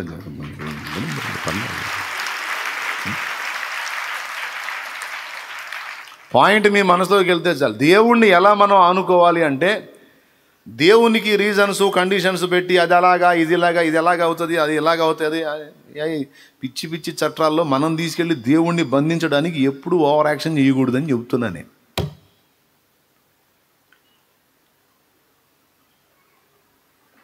ఇశ్రాయేలీయుడు వ్యభిచారిని సమీపించకూడదు, వ్యభిచారము చేయు స్త్రీలను చేరకూడదు. అలా చేరినందుకు, మోయాబు స్త్రీలతో వ్యభిచరించినందుకు 22,000 మందిని చంపి పడేశాడు. తెలుసుగా మీకు. ఎక్కడ? బాలాకు రాజు దగ్గరకు వచ్చి బిలాము చెప్పిన సలహా విని ఆ బాలాకు రాజు అనేవాడు చేసిన కుట్రలో ఇశ్రాయేలు జనాంగం 22,000 మంది పైచిలకు హతులయ్యారు. చదవండి, గ్రంథం చదవండి. కాబట్టి వ్యభిచారిని చేరకూడదు, వేశ్యను పెండ్లాడరాదు. యాజకునికి, ప్రవక్తకి ఇంకా నియమం ఎక్కువ. కానీ ఆశ్చర్యం, హోషేయ మీరు చదివితే హోషేయతో అంటాడు, నువ్వు వెళ్ళి వ్యభిచారము చేయు స్త్రీని పెళ్లి చేసుకో అంటాడు. వేశ్యగా ఉన్న స్త్రీని పోయి పెళ్లి చేసుకో. పెళ్లి చేసుకోవటమే కదా, ఆమెతో పిల్లల్ని కనమంటాడు. ఏందయ్యా ఇది? వేశ్యను సమీపించొద్దంటావు, వేశ్యను పెండ్లాడవద్దంటావు, మళ్ళా ప్రవక్తకే చెప్పావు నువ్వు ఏకంగా. ఎందుకు చెప్తావు దేవా అట్లా? నీ ఇష్టమా? అంతా నీకు మనసుకు దోచినట్టు చెప్తావా, చేస్తావా? ఏంటయ్యా నువ్వు అని అడుగుద్దామా దేవుణ్ణి? ప్రవక్త అడిగాడా, ప్రభువా ఇలాగూ చేయట ఎన్నడూ కూడదు, నీవేమి ఆజ్ఞ ఇచ్చితివి? వేశ్యను పెండ్లాడరాదు, వ్యభిచారిని చేరరాదని చెప్పితివి కదా, నీవేళ ఇట్లు చెప్పుచున్నావు అన్నాడు హోషేయ. ప్రభు దాసుడను ప్రభు చిత్తం జరుగునుగా వెళ్ళిపోయాడు అంతున. తర్వాత దేవుడు చెప్పాడు. హోషేయ అడగల, ఎందుకు దేవా ఇలా చేయమంటున్నావని అడిగినట్టు ఉందా? పెద్దగా చెప్పండి. లేదు. హోషేయ గ్రంథం చదవండి, 1వ అధ్యాయంలోనే ఉంటుంది ఇది. ఇంటికి పోయినాక అడగలా, దేవుడు చెప్పినట్టు పోయి చేసుకొచ్చాడు ఏకంగా. తర్వాత దేవుడు చెప్తున్నాడు, బిడ్డని కన్నాక చెప్తున్నాడు, నా జనులకు ఇశ్రాయేలు కన్య వ్యభిచారిణి అయి వేశ్య అయి, ఇలాగూ అంటే వేరే దేవతల వైపుకి వెళ్ళిపోయిన దాన్ని వ్యభిచారంతో పోల్చాడు. అలా వెళ్ళిన అన్య దేవతల తట్టు తిరిగినటువంటి ఇశ్రాయేలు జనాంగాన్ని వేశ్యతో పోల్చాడు. నీకు ఒక్కడే దేవుడు ఉండాలి, ఒక్కడే భర్త ఉండాలి. కనబడ్డ వ్యక్తినల్లా నీవు ఆలోచించకూడదు, ఆశించకూడదు. నీకు నేనే దాసుల గృహముకు ఐగుప్తు నుండి నిన్ను రప్పించిన వాడును నేనే నీకు సమస్తమై ఉండాలి. కానీ ఏం జరిగింది? ఇశ్రాయేలు జనాంగం ఎటువైపు తిరిగింది? దాని ఇష్టం వచ్చినట్టు తిరిగింది. ఆ తిరిగిన దానికి సూచనగా ఏం చెప్తున్నాడో తెలుసా? వాస్తవంగా మీరు ఎలాంటి వాళ్ళు తెలుసా? ఒక వేశ్య లాంటోళ్ళు మీరు. ఎవరు లాంటోళ్ళు? వేశ్య లాంటోళ్ళు అంటున్నాడు. ఎవరితో? ఇశ్రాయేలు జనాంగంతో. ఎక్కడా? హోషేయ గ్రంథంలో అంటున్నాడు. నన్ను వదిలి ఇంత చేసిన నన్ను వదిలి చాలా సులువుగా మీరు వేరే వాని తట్టు తిరుగుతారు, వేరే దేవత తట్టు తిరుగుతారు. మీరు స్థిరము లేని మనుషులు. పతివ్రత అయి ఒక్కడే భర్తకు జీవించే భార్య వలె మీరు ఉండరు. ఒక్క భర్తతో జీవించక అనేకులను ఆశించేటువంటి ఒక వేశ్య వలె, వ్యభిచారిణి వలె మీరున్నారు. అయినను హోషేయ అని ఏం చెప్పాడు? అలాంటి మనిషిని తెచ్చుకొని పెళ్లి చేసుకోమన్నాడు. ఎందుకంటే ఇక్కడ ప్రవక్త దేవునికి సూచనగా ఉన్నాడు. వచ్చిన ఆ వేశ్య అయిన స్త్రీ ఇశ్రాయేలు జనాంగానికి సూచనగా ఉంది. ఇవన్నీ చెప్పలా, నువ్వే నేను చెప్పినట్టు చేయి అన్నాడు. నోరు మూసుకొని చేశాడు హోషేయ. ఇక్కడ గమనించాల్సింది ఏంటంటే, దేవా అప్పుడు నువ్వు అలా చెప్పావు కదా, ఇప్పుడు ఇలా ఎందుకు చేస్తున్నావు, ఇప్పుడు ఇలా ఎందుకు చెప్పావు అని దేవునికి ఆజ్ఞల చట్రమును ఏర్పరచుట అనే పిచ్చి పని మానుకోవాలి. మన విశ్వాసం ఎలా ఫిక్స్ అయిపోవాలంటే, ఒకవేళ అప్పుడు అలా చెప్పినా ఇప్పుడు దేవుడు ఇలా చెప్తున్నాడు తన గ్రంథంలో, కనుక నేను ఖచ్చితంగా దీనికి లోబడాలి. ప్రభువా, ఫస్ట్ నువ్వు ఇచ్చింది కొత్త నిబంధన, పాత నిబంధన? ఫస్ట్ ఇచ్చిన నిబంధన ఒకటి ఉంది, పాత నిబంధన. మళ్ళీ క్రొత్త నిబంధన అంటావేమిటాయా? రెండు మాటలు, ఏదో ఒకటే ఉండాలా అనకూడదు. పాత నిబంధన ఇచ్చినప్పుడు పాత నిబంధన గౌరవించాలి, క్రొత్త నిబంధన ఇచ్చినప్పుడు సచ్చినట్టు క్రొత్త నిబంధనను గౌరవించాలి. అపోస్తల కార్యములు 17లో అన్నాడు, ఆ అజ్ఞాన కాలములను దేవుడు చూచి చూడనట్లుగా ఊరుకొనెను గాని ఇప్పుడైతే అంతటా అందరూ మారు మనసు పొందవలనని నరులకు ఆజ్ఞాపించుచున్నాడు. దేవునికి స్తోత్రం, హల్లెలూయా.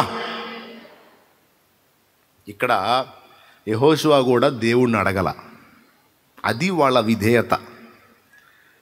ఇలా ఎందుకు, అలా ఎందుకు, ఇది రైట్ కాదు కదా, ఇది రాంగ్ కదా అని ఓవర్ యాక్షన్ చేయకూడదు.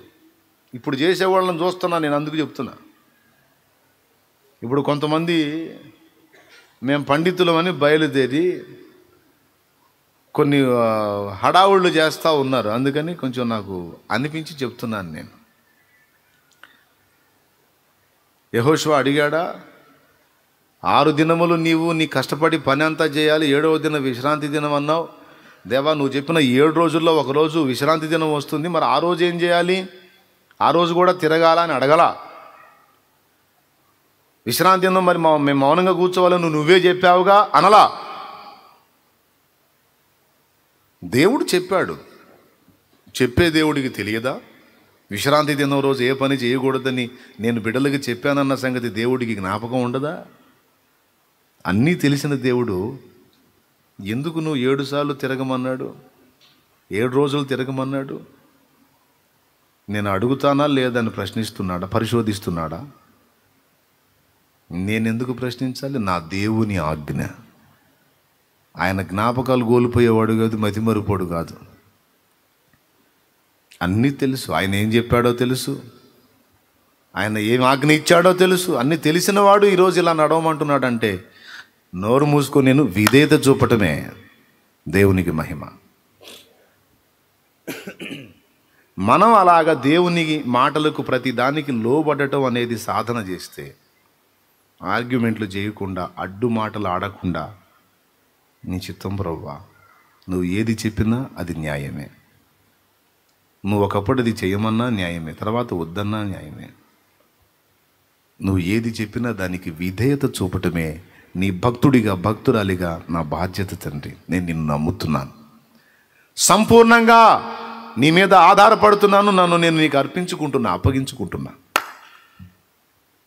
నిద్ర వచ్చిన వాళ్ళు గట్టిగా స్తోత్రం చెప్దాం. మెలుగుతో ఉన్నవాళ్ళు చెప్దాం. మీకు ఒక ఎగ్జాంపుల్ చెప్పాను. ఒక గురువు గారికి 10 మంది శిష్యులు ఉన్నారు, గుర్తుందా? ఒకడిని స్పెషల్గా ఆయన గౌరవించటం 9 మందికి నచ్చలా. నచ్చనప్పుడు ఏం చేశారు? సనగటం మొదలుపెట్టారు. గురువుకి వినబడింది. ఓ రోజు ఒక చిన్న పని చెప్పాడు. రే, గొడ్డలో ఒకటి తీసుకొని అడవిలో ఫలానా చోటుకు పదండి అన్నాడు. మొత్తం వెళ్ళారు. 10 మందిని నిలబెట్టాడు. ఫస్ట్ వీళ్ళు ఎవరి మీద అయితే ఏడు చేస్తున్నారో వాడిని పక్కన ఉంచాడు. ఈ 9 మందిని నిలబెట్టి అన్నాడు, ఓ చెట్టు దగ్గరికి తీసుకెళ్ళాడు. ఎక్కడికి? ఓ చెట్టు దగ్గరికి తీసుకెళ్ళి, నాకెళ్ళి చూడండి. చెట్టు దగ్గరికి తీసుకెళ్తే ఆ చెట్టు ఎలా ఉందంటే, ఒక బావి మీదకి కొమ్మ అట్లా చాచుంది. ఆ చెట్టు అడవిలో బావి, పాడుబడిన బావి, పాత బావి, పెద్ద బావి. ఆ బావి మీదకి ఇలా ఉంది కొమ్మ. గురువు చెప్పాడు, రే బాబు, మీలో ఒక 2 ముందుకన్నాడు. చెప్పండి గురువర్య, ఏం చేయాలన్న. గొడ్డలు తీసుకోరా అన్న. తీసుకున్నాడు. చెట్టు ఎక్కరా అన్నాడు. ఎక్కాడు. ఆ కొమ్మ మీదకి వెళ్ళరా అన్నాడు. వెళ్ళాడు. కొమ్మకు ఆ ప్రక్క కూర్చొని ఈ ప్రక్క నరకమన్నాడు. అంటే కాండము కొమ్మ రెండు లింక్ అయి ఉన్న ప్రదేశంలో నరకం అన్నాడు. నరికితే వాడు కొమ్మ యాడుంటారు? బుర్రన్నాడు ఎవడన్నా చేస్తాడా పని? వాడు ఆ కొమ్మ మీద కూర్చొని కూడా ఈ మాట చెప్పేసరికి, గురువుగారు కింద బావి అన్నాడు. నరుకుతావా లేదా అన్నాడు. ఇది ప్రాణంతో చెలగాటం గురువర్య, ఇంకొక పని చెబితే చేస్తాను, ఈ పని చేయలేను అన్నాడు. సరే దిగరా అన్నాడు. ఏమన్నా దిగ అన్నాడు. రెండో వాడిని పిలిచాడు. ఎరా అన్నాడు. గురువర్య, కొమ్మ మీద కూర్చొని ఆ ప్రక్క అయితే నరకొచ్చు, ఈ ప్రక్క నరకమంట వెనక ఆంతర్యం ఏమిటి? అరే నువ్వు నరుకుతావా లేదా అంటే, నాకు తెలిసి ఇదేదో అజ్ఞాన క్రియ. అంటే మేము జ్ఞానంగా ఆలోచిస్తామా అజ్ఞానంగా చేస్తామని మమ్మల్ని పరిశోధిస్తున్నారేమో.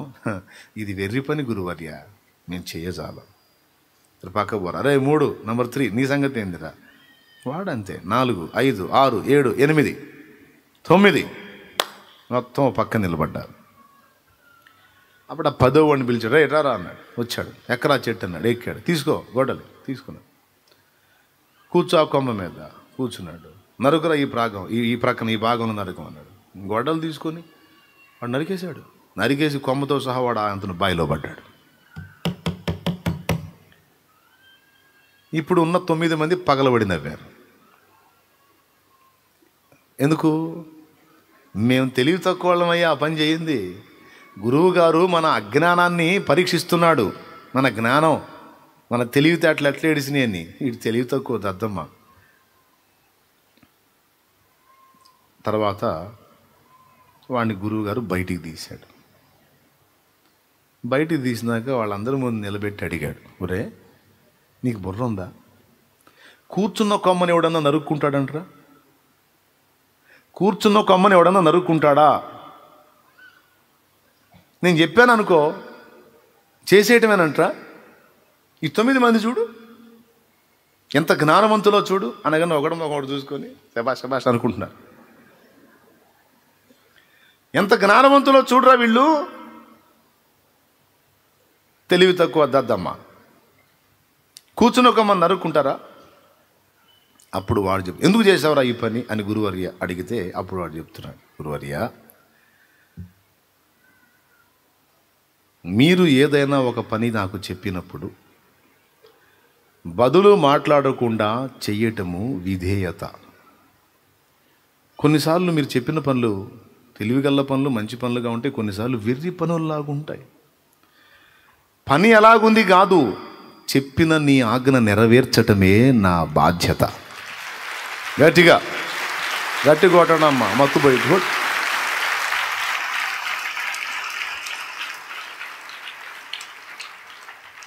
ఎందుకు ఏమిటి అడ్డ ప్రశ్నలు వేయకూడదు. అప్పుడు నేను అవిధేయుణ్ణి. నిన్ను ప్రశ్నిస్తే నిన్ను అజ్ఞాని లెక్కలో వేసిన వాడిని అవుతాను. కాబట్టి మీరంటూ ఓ పని చెప్పినప్పుడు నోరు మూసుకొని విధేయత చూపటమే శిష్యుడిగా నా బాధ్యత. ఇది మొదటి సంగతి. ఇక రెండో సంగతి ఏంటంటే, వినండి బాగా. రెండో సంగతి ఏంటంటే, కూర్చున్న కొమ్మని నరుక్కోమన్నారు మీరే. నాకు ఇంకొకటి తెలుసు, మీరు నన్ను ప్రేమిస్తున్నారు. మీరు నన్ను ప్రేమిస్తున్నారు. నాకు విద్యను నేర్పడానికి నన్ను చేతల్లోకి తీసుకున్నారు, కానీ నా ప్రాణం తీయటానికి కాదు కదా. మరి కూర్చున్న కొమ్మని నరికేసేరా అనే మాట ఎందుకు పలుకుతారు అంటే, మీరు చేయమన్న ఈ పని చేసినప్పుడు వాస్తవంగా నాకు మరణకరమైన ప్రమాదం ఉంటే మీరు ఆ పని చెప్పరు. ఈ పని చెప్పారు అంటే నా విధేయతను పరీక్షిస్తున్నారని అర్థమైంది. రెండవది, ఈ బావి అనేది మాకు కొత్త, కానీ ఎన్నో సంవత్సరాల నుంచి ఇక్కడే ఉన్న నీకు కొత్త కాదు. ఈ సంగతి నేను ముందే గ్రహించాను. బావిలోకి నేను పడిన తర్వాత అది నిర్ధారణ అయింది. ఏంటంటే, ఆ బావిలో నీళ్లు నడుముల లోతు కంటే ఎక్కువ లేవు. దేవునికి స్తోత్రం కలుగును గాక. హల్లెలూయా. ఇవన్నీ వాడు వర్ణించి చెబుతుంటే వీళ్ళ మొఖాలు మాడిపోతున్నాయి. పెసరట్లు ఆమ్లెట్లు మాడిపోతున్నాయి వీళ్ళ మొఖాలు. ఎందుకు తెలుసా? ఇది ఎందుకు ఆలోచించలేదు మనం అని. ఒకటి వాని విధేయత, ఆయన చెప్పాడు, నేను వినాలి. రెండవది, గురువులో ఉన్న ప్రేమ శిష్యుడు ఎరిగాడు. మూడవది, గురువు జ్ఞానం. ఏదన్నా చెప్పాడు అంటే అందులో రహస్యం ఉంటుంది. మొత్తానికి ఏదో పాఠం నేర్పడానికే ఈ పని మాకు పెట్టావని అర్థమైంది నాకు అన్నాడు వాడు. ఈ సోది మోకాలకు అర్థం కాలేదు. అర్థం కాక అడ్డ ప్రశ్నలు వేసి, గురువర్య కూర్చున్న కొమ్మని నరకమంటే ఒకవేళ మా వెర్రితనమును నీవు పరీక్షిస్తున్నావేమో. మేము వెర్రివారం కాము, జ్ఞానం కలిగిన వాళ్ళం. కొమ్మను ఆ ప్రక్క అయితే జరుగుతాం కానీ ఈ ప్రక్క నరకం. ఇప్పుడు ఏమయ్యారు వాళ్ళు? ఇక్కడ ఏంటంటే గ్రహించాల్సింది ఏంటంటే, మన జీవితంలో కావచ్చు, గ్రంథంలో కావచ్చు, ఆజ్ఞలో కావచ్చు, కొన్నిసార్లు కొన్ని ఇలా చెయ్యి అంటాడు, కొన్నిసార్లు వద్దంటాడు, కొన్నిసార్లు అలా ఉండంటాడు, తర్వాత కొన్నిసార్లు ఇలా ఉండంటాడు. ఎలా ఉంటే క్షేమమో, ఎలా ఉంటే మంచిదో ఆయనకు తెలుసు. మన దగ్గర ఉన్నది కొద్ది జ్ఞానము, మన దగ్గర ఉన్నది కొద్ది జ్ఞానము, మన దేవుడు కలిగున్నది మహాజ్ఞానము. యేసుని క్రియలవి మన మంచి కోసము, దేవుని ప్రేమించు వారికి తన సంకల్పము చొప్పున పిలువబడిన వారికి, దేవుని ప్రేమించు వారికి తన సంకల్పము చొప్పున పిలువబడిన వారికి మేలు కోసమే సమస్తము సమకూడి జరుగుచున్నది. నీలు కోసమే సమస్తము సమకూడి జరుగుచున్నది. దేవునికి మహిమ. కొన్నిసార్లు పిచ్చి పనుల్లాగే ఉంటాయి. ఇప్పుడు భవిష్యత్తు గురించి ఆలోచించకపోతే ఎట్లా అండి? రేపటి గురించి ఫ్యూచర్ ప్లాన్ లేకపోతే ఎట్లా? అసలు అలా ఆలోచించొద్దంటే వెరితనం కదా అది అనిపిస్తుంది. కానీ అట్లా అనకూడదు. ఆయనే చూసుకుంటాడులే. రేపటి కోసం ఈరోజు నువ్వు కష్టపడటం తప్పేం పట్టడు దేవుడు. దాని గురించి ఆలోచించి గందరగోళం అవ్వద్దు అంటాడు. కానీ చాలామంది చేసే పని అది. దేవుడు చెప్పినవి కొన్ని నీకు వెర్రితనంగా అనిపించవచ్చు. ఒకవేళ దేవుడికి కొంచెం వెర్రి ఉందని నువ్వు అనుకుంటే ఆ వెర్రితనం నీ జ్ఞానానికి మించిన జ్ఞానం అన్నాడు. దేవుడికి ఒకవేళ వెర్రి ఉంటే, పిచ్చి ఉంటే, దేవుడు నీకు కొంచెం పిచ్చోడ్లా కనపడితే ఆయన పిచ్చి కూడా నీ మహాజ్ఞానం కంటే కూడా జ్ఞానం గలది అన్నాడు. మామూలు మాట కాదు అది. అంటే దేవుడికి నిజంగా పిచ్చి ఉందా? పిచ్చి లేదు. మరి ఎందుకన్నాడు ఆ మాట? కొన్నిసార్లు దేవుడు చెప్పినవి అలా అనిపిస్తాయి మనకి, కానీ నో, అలా కాదు. దేవుడు మహాజ్ఞాని. దేవునికి మహిమ. కాబట్టి విశ్రాంతి దిన ఆచారాన్ని ఏర్పరిచిన దేవుడే 7 రోజులు తిరగమని చెప్పాడు. అప్పుడు అది చెప్పాడు, ఇప్పుడు ఇది చెప్పాడు. అప్పుడు అది వినాల్సిందే, ఇప్పుడు ఇది కూడా. ఒకవేళ వినకుండా అడ్డ ప్రశ్న వేస్తే ఏం జరిగేదో ఊహించండి. ఒకవేళ దేవుడు చెప్పినది శిరసావహించకుండా, ఉదాహరణకి వాళ్ళని దేవుడు మంగళవారం రోజు మొదలుపెట్టి తిరగండర్రా అన్నాడు అనుకో, విశ్రాంతి దినం ఎన్నో రోజు వచ్చింది? మంగళ 1, బుధ 2, గురు 3, శుక్ర 4, 5వ రోజు విశ్రాంతి దినం వచ్చింది. ఈ 4 రోజులు వాళ్ళు చేసి 5వ రోజు విశ్రాంతి దినం మనం ఏ పని చేయరాదని కూర్చున్నట్లయితే 7వ రోజు జరగాల్సిన పని జరిగేది కాదు. ఏది లక్ష్య పెట్టకుండా దేవుడు చెప్పింది చెప్పినట్టు చేయాలని త్రికరణ శుద్ధిగా నమ్మి అలాగున వారు ప్రయత్నించినందున వారి విధేయత, వారి విశ్వాసము, దేవుడు చెప్పిన మాట అన్నీ కలిసి 7వ నాడు ఘన విజయాన్ని చూశారు. దేవునికి మహిమ. మొదటి సంగతి ఏంటంటే ఇందులో పాఠం, విశ్రాంతి దిన ఆచారాన్ని పెట్టిన దేవుడే ఇక్కడ మీరిపిస్తున్నాడు. దేవుడు ఎప్పుడు ఎలా కదలమంటే అలా కదలటం, లేఖనం ఎప్పుడు ఎలా సెలవిస్తే అలా ప్రయాణం చేయటమే తప్ప దేవుని ముందు కూర్చొని నువ్వు అప్పుడు అలా ఎందుకు చెప్పావు, ఇప్పుడు ఎలా ఎందుకు చెప్పావు, అసలుకేంది నువ్వు, అసలుకేంది అని ఓవర్ యాక్షన్ చేయకూడదు. ఇది పాఠం. స్తోత్రం.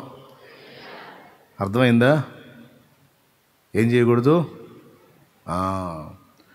అది వాక్యంలో కావచ్చు, నీ లైఫ్లో కావచ్చు, నీ వారి జీవితంలో కావచ్చు. దేవుడు అనుమతించినవన్నీ నువ్వు ఎంతన్నా చెప్పు, అవి ఎన్ని మలుపులన్నా తిరగనాయి, ముగింపు మాత్రం నీకు ఒక్కటి క్లియర్గా అర్థమైద్ది. నీకు అనుమతించబడినవన్నీ నీ మంచి కోసమే అని, నీ మేలు కోసమే అని ఖచ్చితంగా అర్థమైంది నీకు. ఈరోజు నీకు వస్తున్న సమస్యలు, బాధలు, రోగము, ఇరుకులు, ఇబ్బందులు, అప్పులు, నిందలు, అవమానాలు, దుష్ప్రచారాలు, దుర్మార్గపు మాటలు, సమస్తము ఈరోజు నువ్వు ఎన్ని రకాలు ఫేస్ చేస్తున్నవన్నీ ఒకరోజు నువ్వు ఆలోచిస్తే టోటల్గా అవన్నీ నీకు మంచిగా మారినట్లు, అవన్నీ నీకు ప్లస్లు అయినట్టు నీకు తర్వాత అర్థమైంది భవిష్యత్తులో. హల్లెలూయా. దేవుడు ఎందుకు రేపటి గురించి ఆలోచించొద్దు అన్నాడు తెలుసా? ఆయన ముందే ఆలోచించి పెట్టాడు అందుకని. అర్థమైందా? రేపటి గురించి ప్రెజర్ అవ్వద్దని ఎందుకు చెప్పాడో తెలుసా? అది నా బాధ్యత అని చెప్తున్నాడు ఆయన. నేను ఆల్రెడీ డిజైన్ చేశాను, నేను ఆల్రెడీ ఆ విషయంలో కేర్ఫుల్గా ఉన్నాను, నన్ను నమ్మితే నువ్వు రిలాక్స్గా ఉండు. ఇది దేవుని మాట. ఇప్పుడు రెండవ పాఠం. మొదటి పాఠం ఏంటి?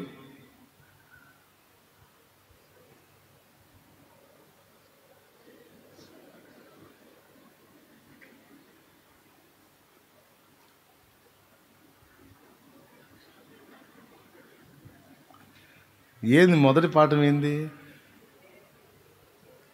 దేవుడు చెప్పిందే ఆజ్ఞ, దేవుడు చెప్పిందే శాసనం. దాన్ని చేయొచ్చు, దాన్ని మీరొచ్చు, ఆయన ఇష్టం. నీకు ఇచ్చిన ఆజ్ఞ కంటే కూడా దేవుడు గొప్పవాడు. ఆజ్ఞ గొప్పది కాదు, ఆజ్ఞ కంటే గొప్పవాడు. గనుక ఆయన ఏది అనుమతించినా శిరసావహించటం, లోబడటం, నీ దాసుడిని, దాసురాల్ని, విధేయురాల్ని ప్రభువా అనటమే మనకు ధన్యకరమైన అనుభవం. ఒక భక్తి సాధకుడిగా, సాధకురాలిగా అది మనం సాధన చేయాలి. దేవుణ్ణి ప్రశ్నించే ధైర్యం ఎప్పుడూ చేయొద్దు. ఇది క్లియర్గా అర్థం కావాలి. అప్పుడు పరిశుద్ధ గ్రంథం అంతా కూడా నీకు అనుకూలంగా అర్థమైద్ది. ఈ అభిప్రాయం నీ మనసులో లేకుండా గ్రంథం చదివావనుకో, దేవుడు ఫుల్ తేడాలా కనపడతాడు నీకు. దేవునికి స్తోత్రం కలుగును గాక.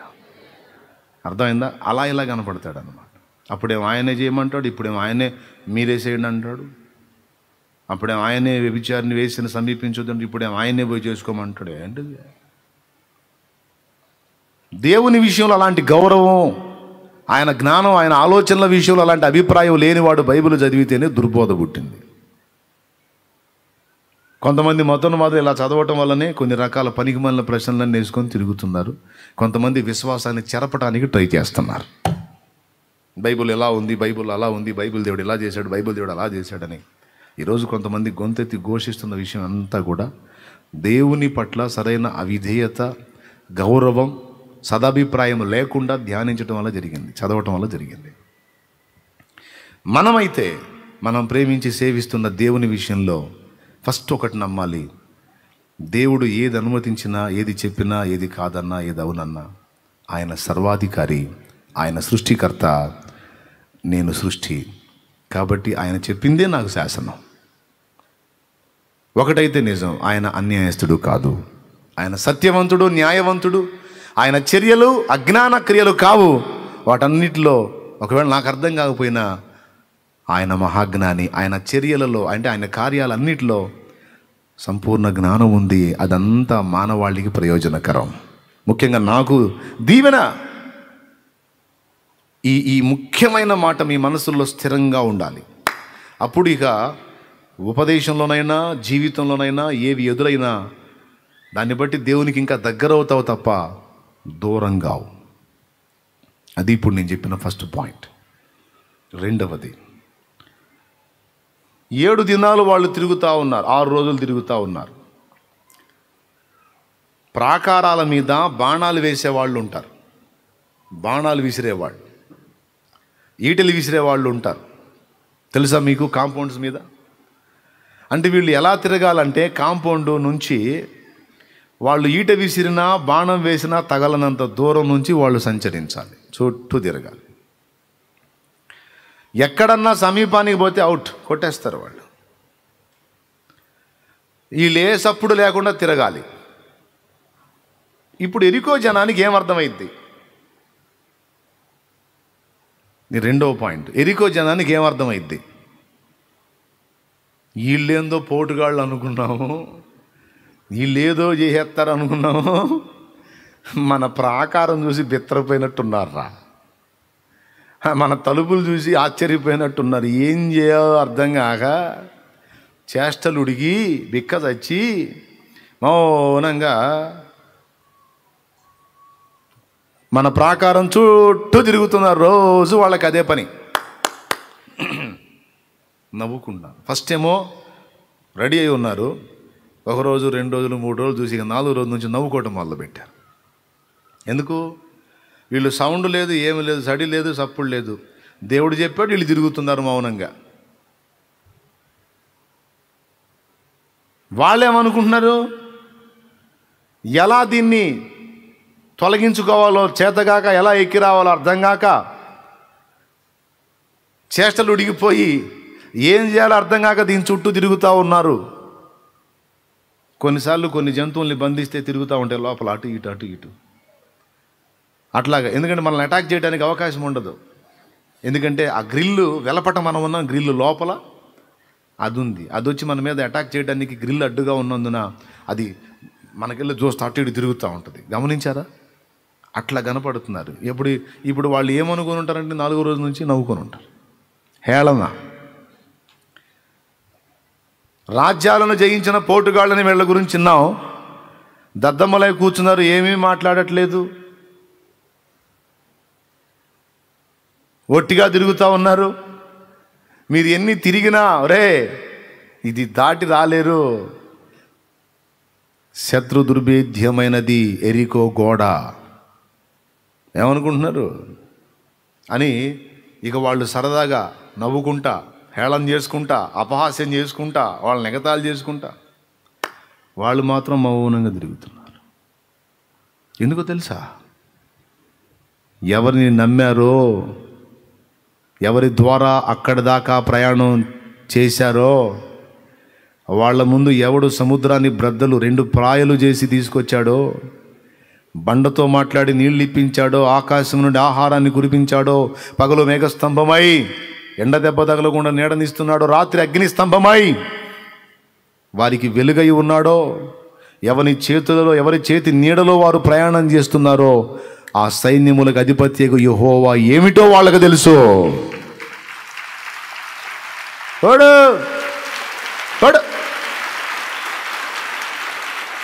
దేవునికి మహిమ. ఆయన ఏంటో వాళ్ళకి తెలుసు. అందుకే వాళ్ళు మౌనంగా తిరుగుతున్నారు. వీళ్ళేమో అపహాస్యాలు చేసుకుంటున్నారు. గమనించారా? 6 రోజులు వాళ్ళ గొంతులు వినపడ్డాయి, వీళ్ళ గొంతులు మౌనమైపోయాయి. ఎవరై? దేవుని ఆజ్ఞ పొందిన వారి గొంతులు మౌనమయ్యాయి, నిశ్శబ్దంగా తిరుగుతున్నారు. వాళ్ళు బాణాలు వేస్తుంటే తప్పించుకొని తిరుగుతున్నారు. వాళ్ళు ఈటలు విసురుతుంటే తగలకుండా తప్పించుకొని తిరిగి ఈట విసిరట్లా, తిరిగి బాణం కొట్టట్లా పైన వాళ్ళకి. అప్పుడు పైన ఉన్న వాళ్ళకి ఏమనిపించిందంటే, దద్దమ్మలరా, వీళ్ళ గురించి మనకు వచ్చిన సమాచారం అంతా కేవలం అబద్ధం. వీళ్ళు అంత పనోళ్ళు ఇంత పనోళ్ళు అంతా ఇంత అనుకున్నాం కానీ అబ్బే వీడు మౌనంగా ఎందుకు తిరుగుతున్నారో వాళ్ళకి అర్థం కాల. 7వ రోజు వీళ్ళ కొంప మునగబోతున్న సంగతి అర్థం కాల. ఒక్కసారే ఇక బీభత్సం జరిగిందని అర్థం కాల. భయంకరమైన ప్రచండమైన దేవుని తీర్పు ఎలాగా శాపగ్రస్తమైన ఆ పట్టణం మీదకి దిగి వచ్చిందో వాళ్ళకి అర్థం కాల. గమనించండి, 6 రోజులు అపహాస్యానికి అవకాశం ఇచ్చాడు దేవుడు. ఇది అర్థం కావాలి మనకి. ఎన్ని రోజులు? 6 రోజులు అపహసించేవాడు నిన్ను అపహసించడానికి, ఈటలు విసిరేవాడు నీ మీద ఈటలు విసరడానికి, బాణాలు వేసేవాడు నీ మీద బాణాలు వేయటానికి, ఎగతాళి చేసేవాడు నిన్ను ఎగతాళి చేయటానికి, హేళన చేసేవాడు నిన్ను హేళన చేయటానికి, అవమానపరిచేవాడు నిన్ను అవమానపరచడానికి, ఏడిపించేవాడు నిన్ను ఏడిపించడానికి, నిందించేవారు నిన్ను నిందించడానికి 6 రోజులు అవకాశం ఇచ్చాడు దేవుడు. ఎక్కువ టైం వాళ్ళకే, ఎక్కువ అవకాశం వాళ్ళకే.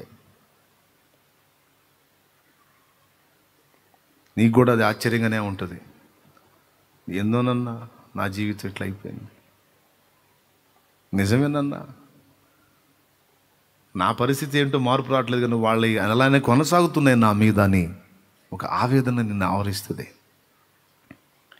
కానీ నువ్వు చేయాల్సింది ఒక్కటే, దేవుడు మౌనం అన్నాడు, మౌనంగా ఉండాలంతే. హల్లెలూయా, హల్లెలూయా. అలాగని 6 రోజుల్లో మౌనంగా ఉండమన్నా దేవుడు 7వ రోజు కూడా మౌనంగా ఉండమల్లా. మౌనంగా ఉండి తిరగమన్న ఆ దేవుడే. వీళ్ళ దగ్గర యుద్ధ సన్నద్ధులై ఉన్నారు, ఆయుధాలు చేతిలో ఉన్నాయి, కానీ వాళ్ళ మీద వేయట్లా. ఎందుకంటే వేయమని చెప్పలా దేవుడు. 6 రోజులు మీరు మౌనంగా ఉన్నారు, ఆయుధాలు వేయొద్దు అన్నాడు. వాళ్ళ మీద ఏ బాణం వేయొద్దు, ఈటి వేయొద్దు, ఏమేయొద్దు, మౌనంగా జరగండి అంతే. ఆయుధాలుండి, ఈటలుండి, బాణాలుండి, బల్లెలుండి, అన్నీ ఉండి కూడా వీళ్ళు మౌనంగా తిరుగుతుంటే వాళ్ళకి నవ్వురాకేమొస్తుంది? కానీ 7వ రోజు రానే వచ్చింది. 7వ రోజు కూడా తిరుగుతున్నారు. విచిత్రం ఏంటంటే ఇక 7వ రోజు పొద్దున మొదలు పెట్టుకుని ఇక తిరుగుతా ఉన్నారు. 1 రౌండ్ అయిపోయింది, 2వ రౌండ్ అయిపోయింది, 3వ రౌండ్ అయిపోయింది, 4వ రౌండ్ అయిపోయింది, 5వ రౌండ్. వాళ్ళకి ఇంకా నవ్వు ఎక్కువైపోయింది. ఎందుకు?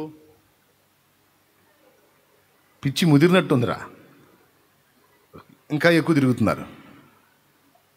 తిరిగి తిరిగి తిరిగి 7వ రౌండ్ వచ్చి ఒక దగ్గర మొత్తం ఆగారు. ఒక్కటే అందరూ కలిసి దేవుని ఎలుగెత్తి స్తుతించి చెప్పాడు కదా యెహోషువతో, కేకలు వేయవలెను వారు బూరలు ఊదుచుండగా.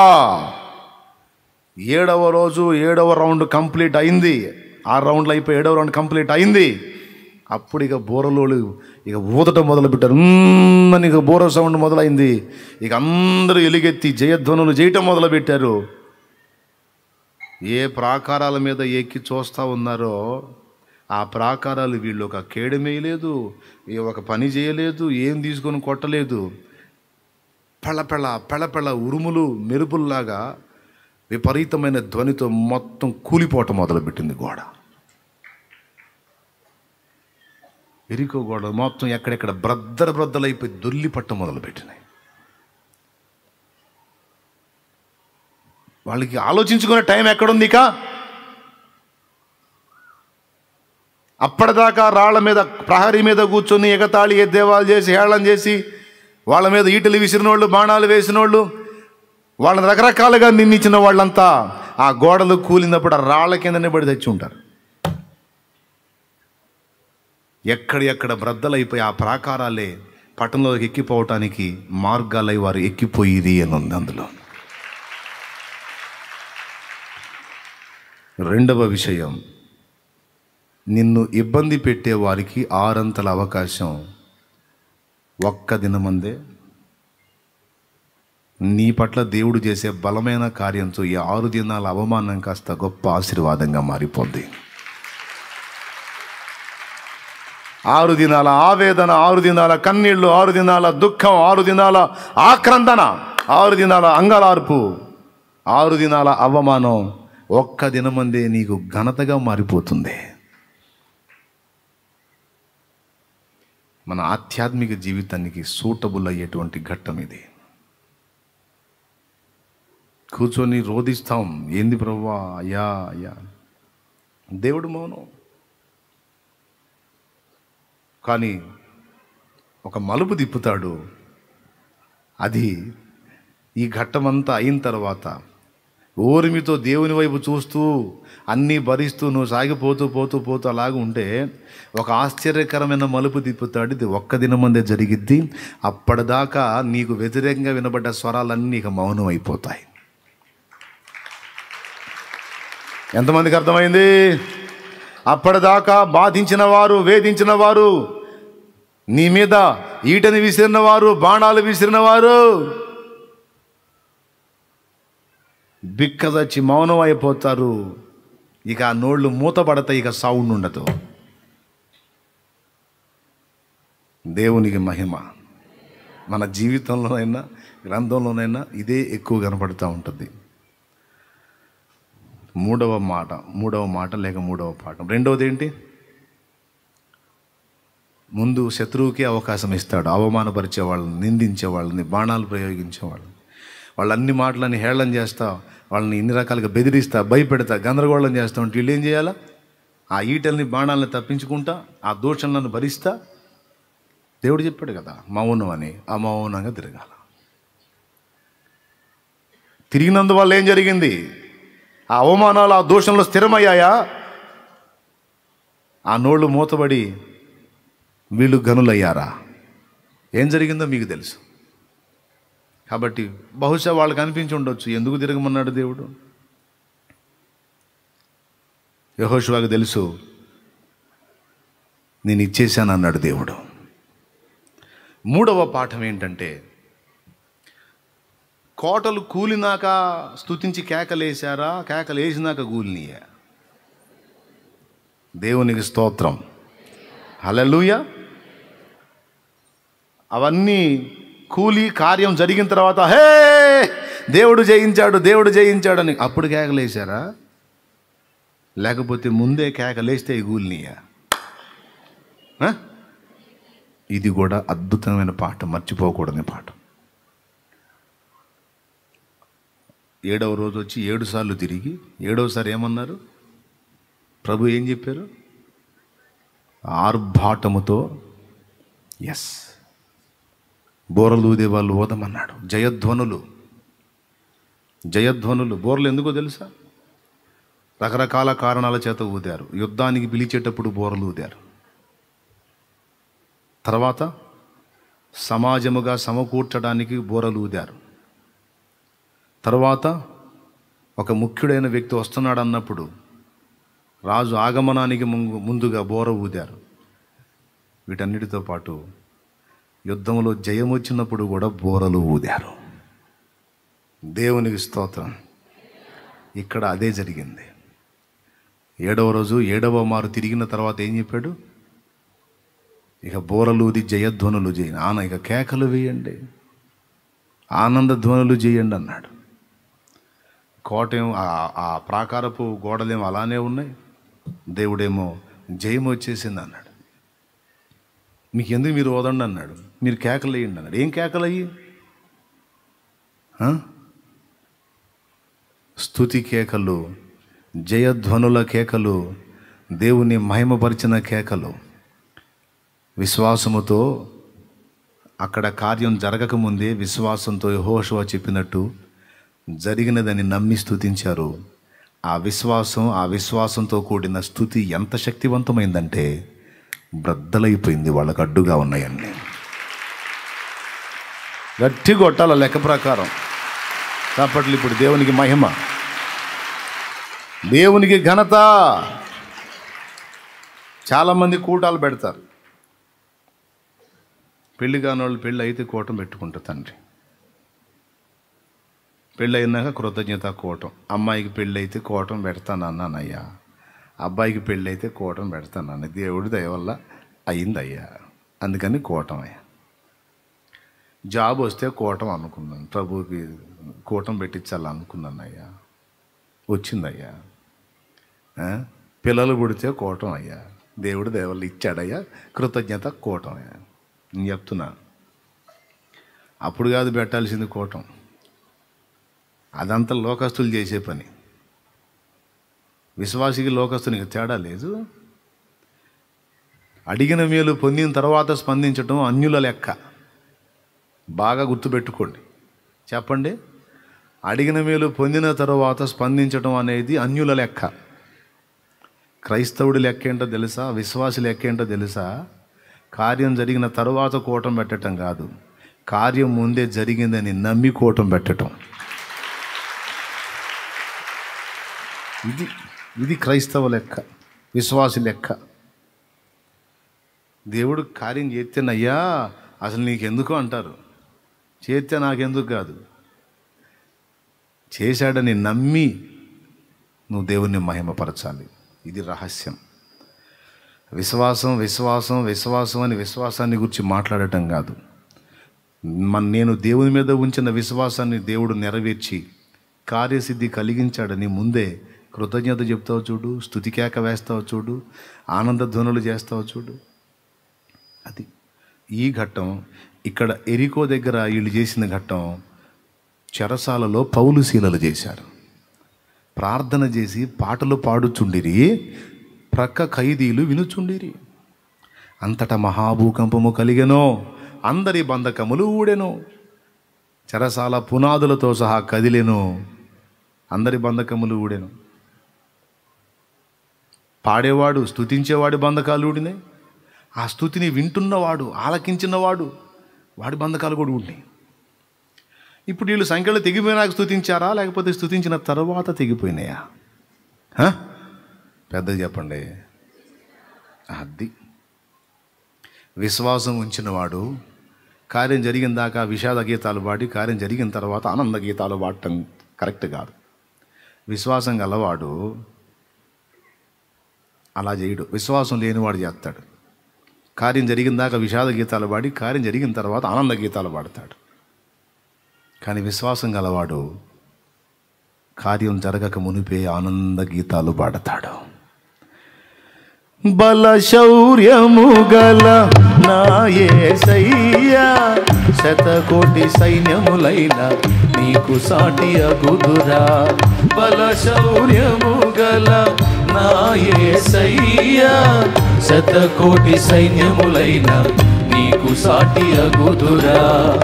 మారవే నీ సాహస కార్యములు ఎన్నడు, ధైర్యముగా నిన్ను వెంబడింతును. మారవే నీ సాహస కార్యములు ఎన్నడు, ధైర్యముగా నిన్ను వెంబడింతును. సర్వాధికారివి సర్వజ్ఞుడవు, సంపూర్ణ సత్య స్వరూపివి నీవు. సర్వాధికారివి సర్వజ్ఞుడవు, సంపూర్ణ సత్య స్వరూపివి నీవు. దివిలోనున్న ఆనందమును ధరణిలో నేను అనుభవింప, మహిమాత్మతో నన్ను నింపిదివా. దివిలోనున్న ఆనందమును ధరణిలో నేను అనుభవింప, మహిమాత్మతో నన్ను నింపిదివా. మహిమాత్మతో నన్ను నింపిదివా. దేవునికి మహిమ. 6 రోజులు మౌనంగా తిరగమన్న దేవుడే 7వ రోజు స్వరమెత్తమన్నాడు. అది ఏ విషయంలోనైనా సరే. ఈరోజు కొన్ని విషయాలలో స్వరం ఎత్తాల్సి వచ్చింది. దేవుని సెలవు, అదంతే. దేవునికి మహిమ. మౌనంగా సహించమన్నాళ్ళు సహించాం, భరించమన్నాళ్ళు భరించాం. ఇక ఊరుకోవద్దు, ధ్వజం ఎత్తండి అన్నాడు. ఇక ఇప్పుడు ధ్వజం ఎత్తాం. అన్నిటి మీద, అన్ని సంగతుల మీద. అందులో దేవుని సంఘాన్ని చెరిపి పాడు చేసేటువంటి భ్రష్టమోక, దాని మీద కూడా నన్ను ప్రేమించేటువంటి ఆత్మీయ బిడ్డలు, దూరస్తులు, సమీపస్తులు మొత్తం ఇక ఇది నిర్విరామంగా కొనసాగుతూనే ఉంటుంది. ఇక యుద్ధం. దేవునికి స్తోత్రం. ఆగే ప్రసక్తే లేదు. ఆత్మీయులైన వారికి పాయింట్ అర్థమైంది. అర్థమైందా? మౌనం అన్నాడు, మౌనం. స్వరం ఎత్తంటే ఎత్తటమే, వెనక ముందు చూసేది. దేవుడు చెప్తే చేయటమే. ఆ ప్రేరణ ఇస్తే ఒక గొంతు కాదు 100 గొంతులు, 100 కాదు 1000 గొంతులు లెగుస్తాయి యేసు నామంలో. మనం కూల్చాల్సిన సాతాను కోటలు చాలా ఉన్నాయి. ఎరికో గోడలు లాంటి కోటలు చాలా ఉన్నాయి. 3 సంగతులు గుర్తుపెట్టుకోవాలి. 1, నీకు ఆజ్ఞాపించి నిన్ను నడిపించే దేవుడు జ్ఞానవంతుడని, సత్యవంతుడని, న్యాయవంతుడని. ఆయన ఏది చెప్పినా ఏది వద్దన్నా అందులో ఖచ్చితంగా న్యాయం ఉంటుందని, అనంత జ్ఞానం ఉంటుందని ఎరిగి దేవుని మీద కంప్లీట్గా డిపెండ్ అవ్వాలి, ఆనుకోవాలి, ఆధారపడాలి. సందేహించకూడదు.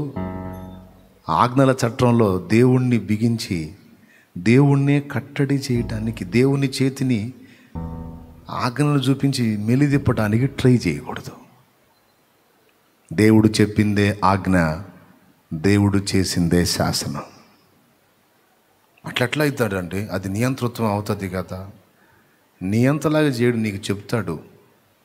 నీ అంతటా నువ్వే ఆయనకు దాసుడవై దాసురాలవై అప్పగించుకోవాలి.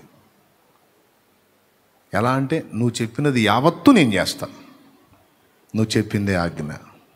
నువ్వు అవునంటే అవును, కాదంటే కాదు. కాబట్టి నేను నీకు సందేహించను, ప్రశ్నించను తండ్రి. ఇది ఇలా ఎందుకు దేవా అని అనను, నీకే స్తోత్రం అంట. ఇది ఫస్ట్ది. రెండవది ఏంటి?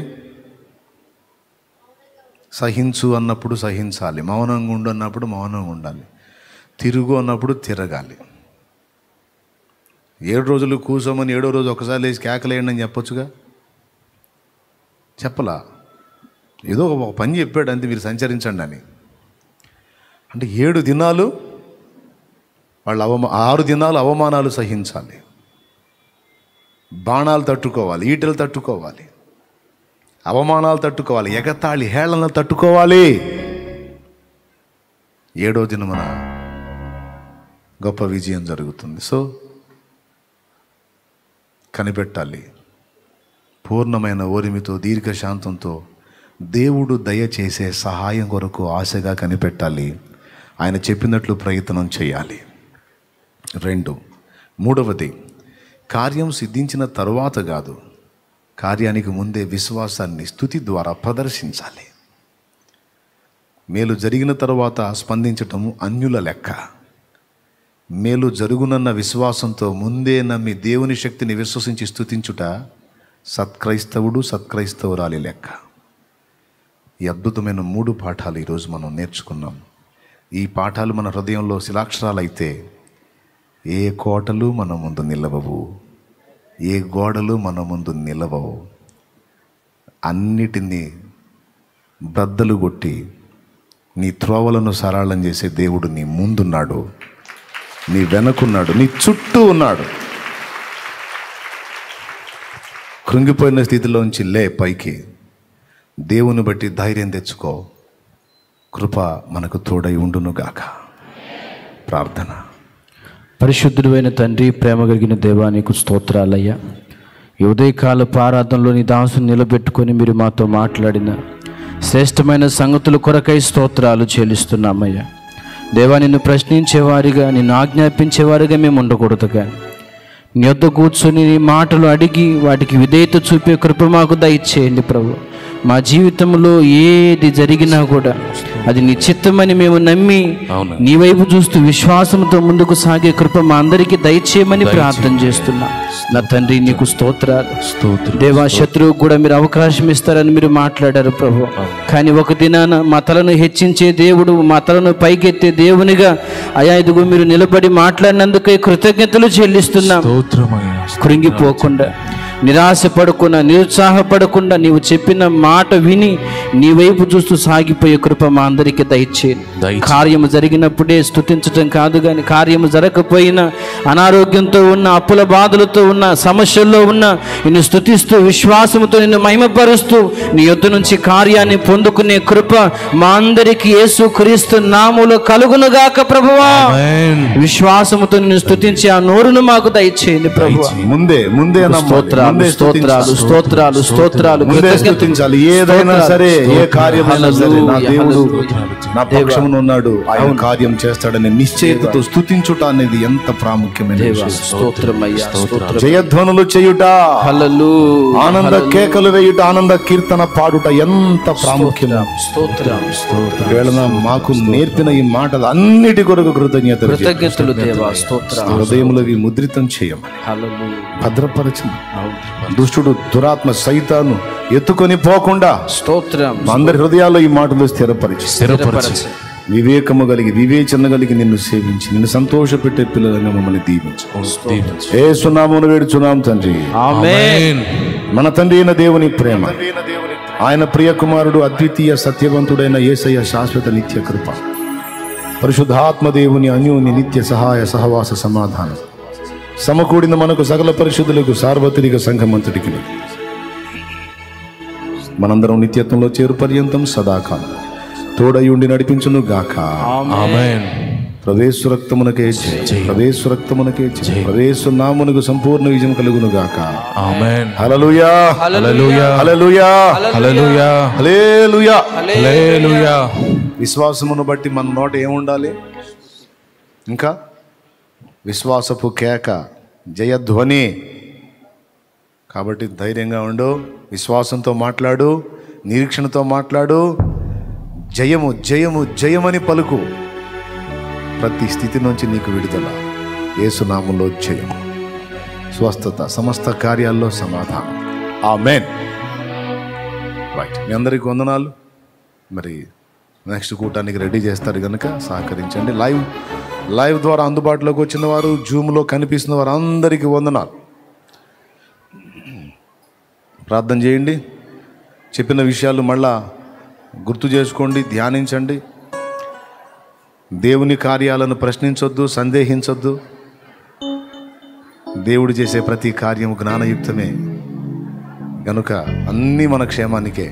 అది ఎరిగి దేవుని హత్తుకోండి, విశ్వసించండి. దైవాశీస్సులు. ప్రత్యేకంగా సమస్యలతో బాధపడుతున్న వారి కొరకు ప్రార్థన చేస్తాం. నిలబడండి, కళ్ళు మూయండి. Praise the lord.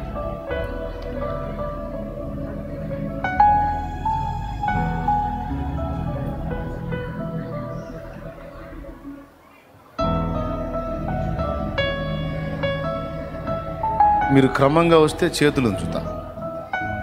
ఇటు పక్క నుంచి పురుషులు, అటు పక్క నుంచి స్త్రీలు క్రమంగా వస్తే చేతులు కూడా ఉంచుతా.